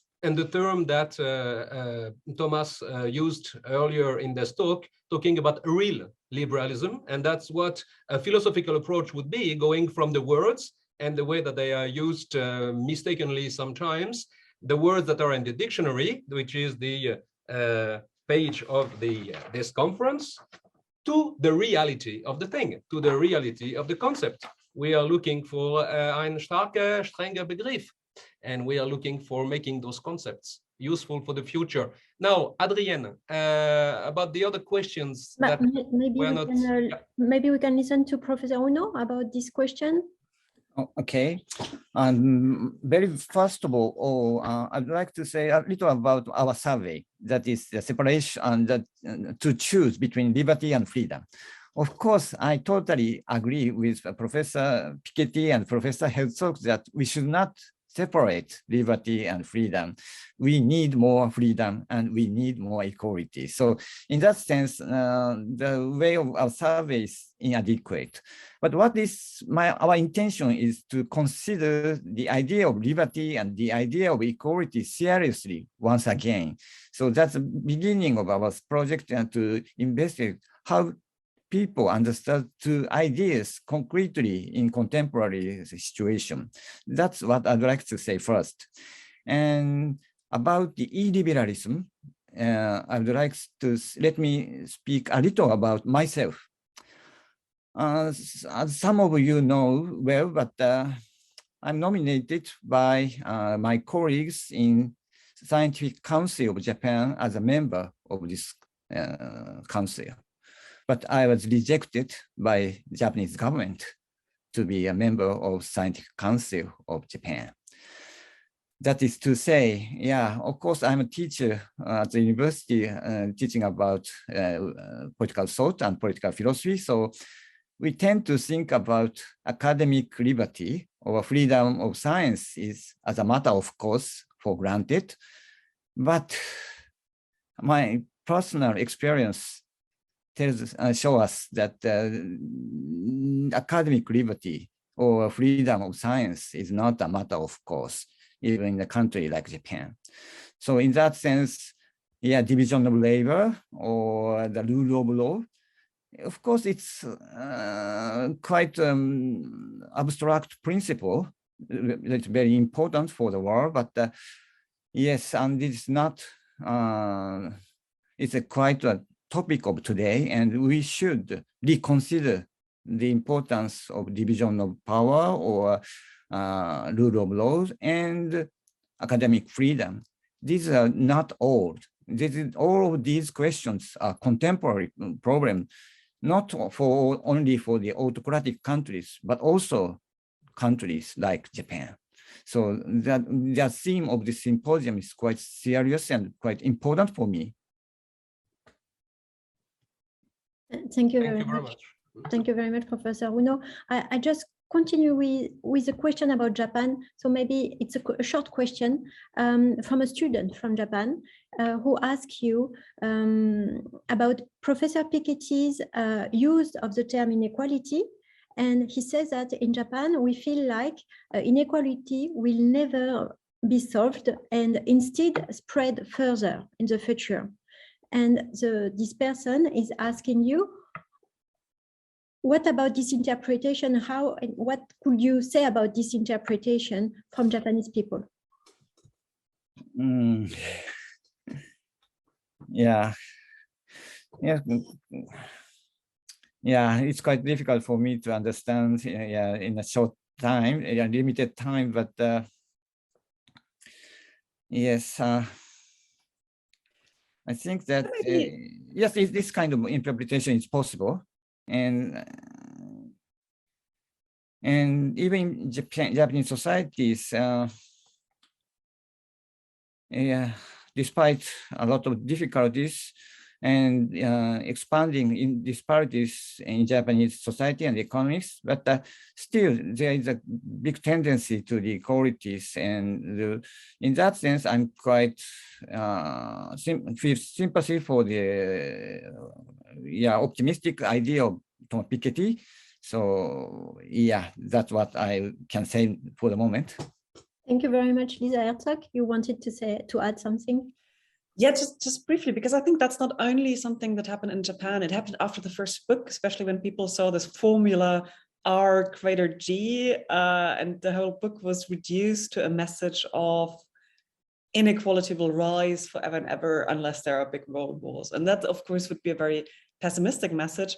And it was already not quite correct in the first book, I would say, in the sense that he also discusses a lot about the institutional settings that it can reduce inequalities. In that sense, there is a possibility of politically acting against inequality, but it got overshadowed, especially in the media, because this tendency that was captured in this little formula was so prominent in the reporting about the book. And I think in the later books, Piketty made much clearer that this is not what he wants to say. He wants to say, well, there are certain tendencies that explain how we got here, but economics is not Newtonian physics. There aren't laws like this. And I mean, there's all kinds of questions one could raise about whether one should use these kind of little formulas. You could ask us a similar question about, Adam Smith used this phrase invisible hand, and people then only focused on that, not reading the rest of the book and seeing how much more complicated his views were. So there is a real question about how science gets communicated in the broader public and how it gets very much reduced to something very simple. But I think especially in his later writings, Piketty has made very clear that it is a matter of institutional design, and in that sense also of political choices. Although just to add a bit my own perspective here, what does get you into trouble is if you have such high economic inequality and at the same time a capture of the political system by the economically powerful, that you get in a sort of self-reinforcing cycle. And that's a kind of feudalist, self-stabilizing cycle. That the rich are economically and politically powerful, so they can distort the rules of the game such that they can become even richer, then they have more political influence, and sort of always goes back and forth at the cost of the rest of society. And if you look at phenomena like, for example, in the US, the Citizens United judgment that basically has abolished any limits on donations in politics, you really wonder where this country stands. But for other countries, I think it would be a total exaggeration to say that we are trapped in a kind of feudal system and there's no possibility of political agency any longer. About the general rules, and are there general rules in economics? That would have been one more topic that we would have liked to discuss with Thomas, of course, because the R rate of return of capital strictly superior to G, rate of growth of general economy of a society, is one such very general and all-encompassing and all-explaining rule, whereas the point that you make, Lisa, is essentially about institutionalism and how this is embedded into the reality of different societies and civilizations at different time. So that would be one issue on the epistemological level that actually I mentioned as one of the crises of liberalism right now. Now, one question for both of you, please, to maybe Adrienne, we'll keep the time, but there is one question about peace. And since we are in a situation where for the first time in many decades, war is seriously back into Europe. It was in the 90s in former Yugoslavia, yet the size and the implications of the present conflict in Ukraine is more impressive and maybe quite important. So here is the question from an anonymous people in the audience that we are thanking. I guess economic inequality and excessive economic competition stem from conflicts between nations, not the reverse order, not because there are conflicts between nations competing like in the Marxist framework, the contrary. Yeah, economic inequality and excessive economic competition stem from conflicts between nations. Now, is the idea that peace eliminates economic inequality a too innocent question?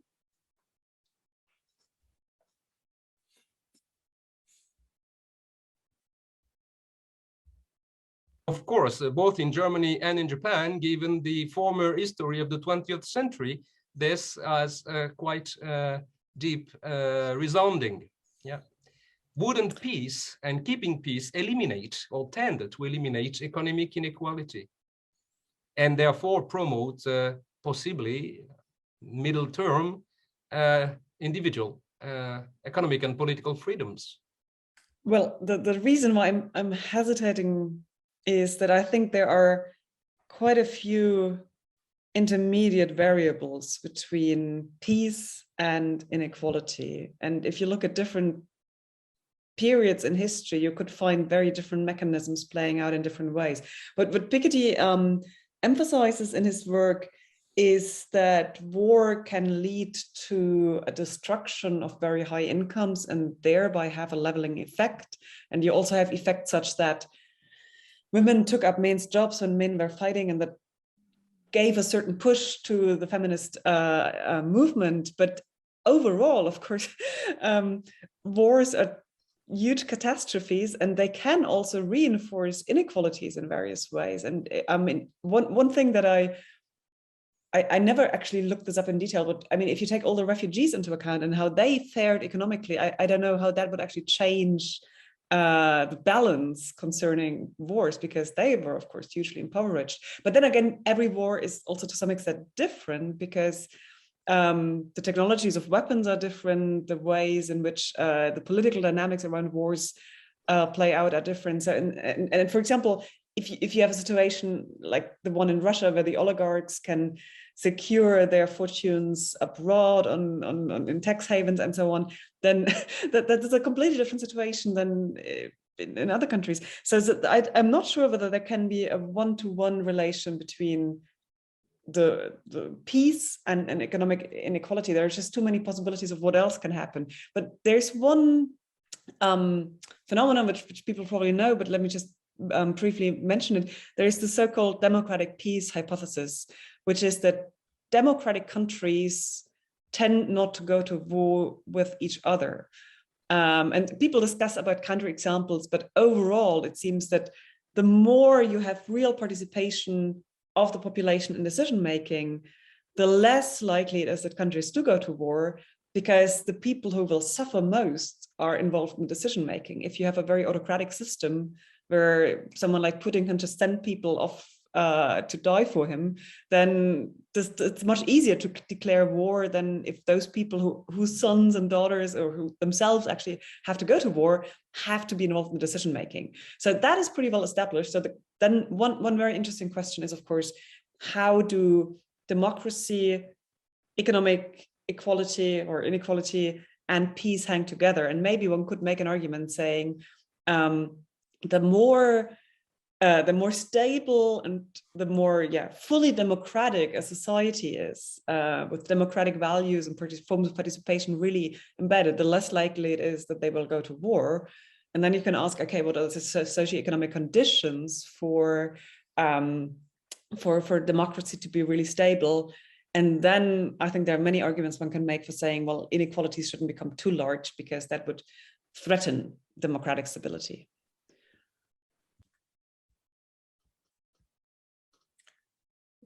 Professor Uno. Yeah. Okay. Yes, the relationship between economic equalities and peace is very, very important theme and everlasting theme for our political philosophers. So it's very fascinating question, but quite difficult to answer. Yes, of course, I would like to say in some simple way that these two concepts or ideas are closely connected. For example, to enhance economic equality in a nation or among nations would produce some adequate environment for the world peace, or world peace would be very important for the economic equality in each country or among nations. But as Professor Herzog says, there's some intermediate factors between economic equalities and peace. So we cannot say a simple way about the relationship between the two. But between the two, as Professor Herzog said, just what is between them are democracy. For democracy, economic equality is important. And for the democracy, world peace is very important. So in that sense, both economic equality and world peace is very important for the democracy. That's what I can say for the moment. Thank you very much. Thank you very much. Adrienne, will you ask some Yes, we'll have time for one last. We'll have time for one last question. So this question is about youth again. So I think it's a very crucial question that maybe a lot of people are thinking about. So and the conference is about the future. So. Exactly.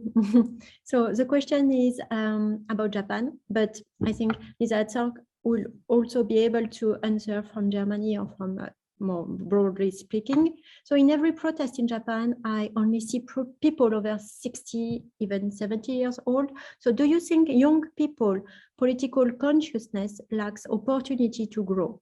What do they think about equality? So we already answered this question, but what they think about global warming, what they think about education price and disparity in Japan. So thank you, Professor Uno, for answering this question. Yeah, as I have already said, I'm feeling a big confidence for Japanese youth. They are very positive for the democratic innovation or social innovation, and they are very conscious about the issue of the world warming problem and SDGs. So it's quite important to develop democracy in Japan. It's the key issue is the SDGs problems, and I think the future of liberalism or future of the younger generation in Japan is quite hopeful, for my understanding. But the problem is that the issue of the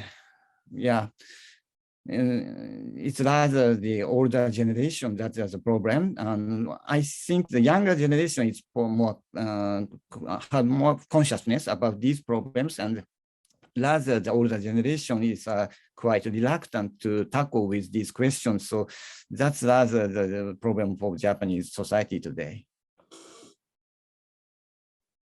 Thank you very much. Lisa Herzog, would you like to answer?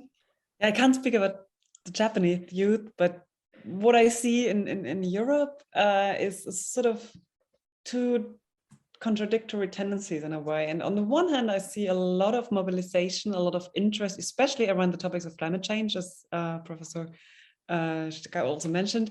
On the other hand, I see that once people leave universities and start their first jobs, and then they have children, they are in a treadmill of having to organize work and life and childcare and everything that makes it very hard for them to remain politically active. So you have student activism, and then you have people between the 30s and 40s or so who are really in, sometimes it's a really economically difficult situation. Sometimes it's just the logistics of having two careers and family life and everything that makes it very hard for people to actually even just, take a moment to sit down and think, okay, what is it actually that we want and what kind of changes are needed? Because people are so much kept busy in that time of their lives that it seems very hard to then also follow through with the kinds of values and principles that you actually believe in your own life. And I mean, if you follow the public discourse, there's a lot of discussion about, okay,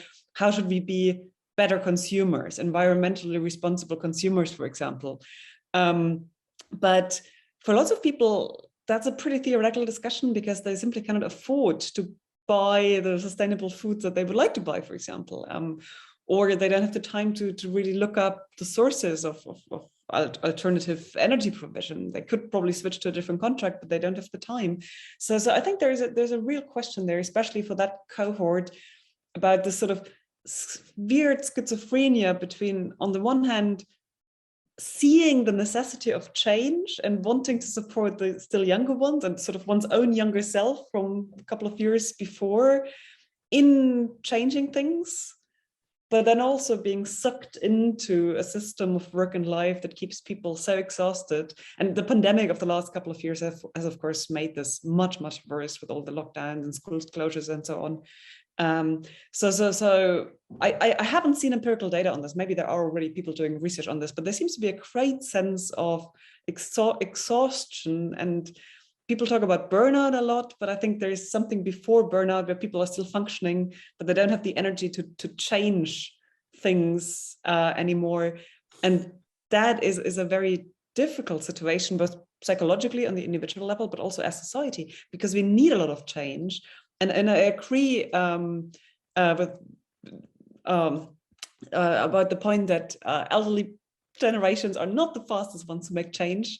So how can change be brought into the system? I think that is really one of the biggest questions now, and it won't happen if people are struggling so much economically that there's simply no energy left for any form of political engagement. Thank you. Thank you very much. So it's time to finish a general discussion. I would like to say thank you again to Lisa Herzog and Professor Uno for your very insightful presentation and comments. I also, of course, say thanks to Thomas Piketty. And we all have a very stimulating discussion. I would like to thank also the audience for all the interesting questions. Unfortunately, we didn't have time to answer all the questions, so we are sorry for the answered question. But the video of the conference will be available on the DIG channel, so please connect to the DIG YouTube channel and you can follow up on this conference. So now I would like to give the floor to Franz Waldenberger for the concluding remarks. So Franz Waldenberger is director of the German Institute for Japanese Studies. He is on leave from Munich University, where he holds a professorship for Japanese economy. His research focuses on the Japanese economy, corporate governance, and the digital transformation. He has extensively published on digitalization from a comparative approach. So thank you very much. And please, Franz Waldenberger, the floor is yours. Well, thank you very much, Adrienne and Jill. You already thanked everybody. I would just say that I was also very much impressed by today's presentations and discussions, and thank you very much. Thank you everybody also for the questions that were put in the Q&A section. I think it's almost impossible to do full justice with a closing remark to such an event. I think, well, the question of inequality or equality is certainly at the core of the topic of our conference, of our 3-day conference about the future of liberalism. The question of how much inequality societies can tolerate is very fundamental. It has many dimensions, as we learned. Income and wealth are probably the most fundamental, because economic power can easily gain, I think, Lisa, you also just mentioned it, that easily gain political influence and even have power over knowledge production, which will lead to other inequalities in the system. So it's certainly a core issue when thinking about the future of liberalism. And Thomas Piketty's historical research shows that societies have made choices, actually choices which influence the trends of inequality and including the trend towards equality between 1920 and 1980. And it's important to know this, and it's also important to remember that since maybe the 1970s, such choices had been reversed in Europe and the US. So the policy implications by Thomas Piketty, which he derives from his empirical findings, like his proposal for participatory socialism, are not less, but equally intriguing and, of course, also stimulating and controversial. The discussants, I think, both Shigeki and Lisa pointed out important additional aspects. I think, Shigeki, you said it's important to know what the citizens actually think about equality and liberalism, although one might not want to frame them as opposites. But it's important to know, important to also listen to the people, and it's essential that they believe in the capacity of the state to deal with these issues. I think what you mentioned about the young people in Japan who want to engage in social activities but are very skeptical about the government, I think that's a big issue here. And Lisa stressed that the implementation of any proposal, of any change, of course, requires the capacity of democratic societies for social innovation. And that's, of course, also depends on knowledge infrastructures, the system, how the system of knowledge production functions. And all that, in the end, you also mentioned it in your last comment, requires that citizens have the time and energy to really engage in change, to not only want it, but also to be able to participate in bringing it about. So it's not my intention to add, I would have lots of questions and further comments, but instead I would like to draw the attention of everybody to our further program. We will continue to discuss the future of liberalism in 5 further sessions tomorrow and the day after. Tomorrow we'll look at various concepts of liberalism, their historic roots and their geographic distribution. And on June 9, we will consider the relationship between technological regimes and liberalism, which relates a little bit also, of course, to knowledge production and knowledge infrastructures. So again, many thanks for today, for your contributions, and please join us again. Thank you very much. Thank you very much, Franz. Thank you for those concluding words. I will just add about tomorrow, the 3 panels will be moderated by Adrienne and I, but the next day is yours with Sébastien Le Chevalier from the Maison Franco-Japonaise for the last 2 panels on technology and capitalism, technology and digitalization. Tomorrow we will be discussing concepts, theories, and current debates in liberalism and its different forms, and in neoliberalisms. We start at 3 p.m. Japan time, and since we chose the schedule in order to have our colleagues from Europe be able to attend, in Europe it will be from 8 a.m. I want to say again, thank you. He's already gone, but thank you to Thomas, who kindly answered my invitation. And thank you to all the institutions that organized that. And I will finish on a conceptual note.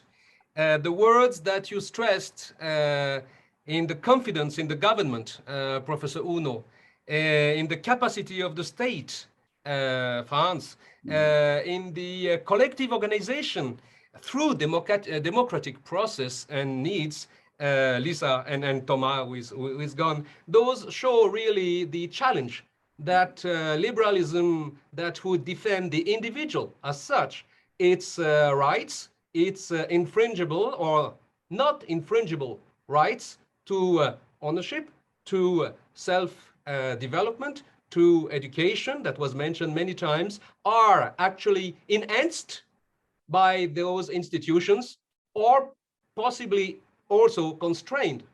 What is the future of that? Is it possible to develop one without hurting the other? Is it possible to trust the multiple in order to make the one freer? This is one challenge that faces the issue of liberalism and our countries in the future in regard with countries where it is not necessarily the case. On that aspect, I think that France, Germany, and Japan stand together on the side that want to understand what the future of this notion, what the future of our countries in that framework, in that meaning, in that orientation may be. We thank you again all in the audience for this wonderful evening in Japan. We expect to see you tomorrow at 3 p.m. and the day after tomorrow as well. Thank you very much to all.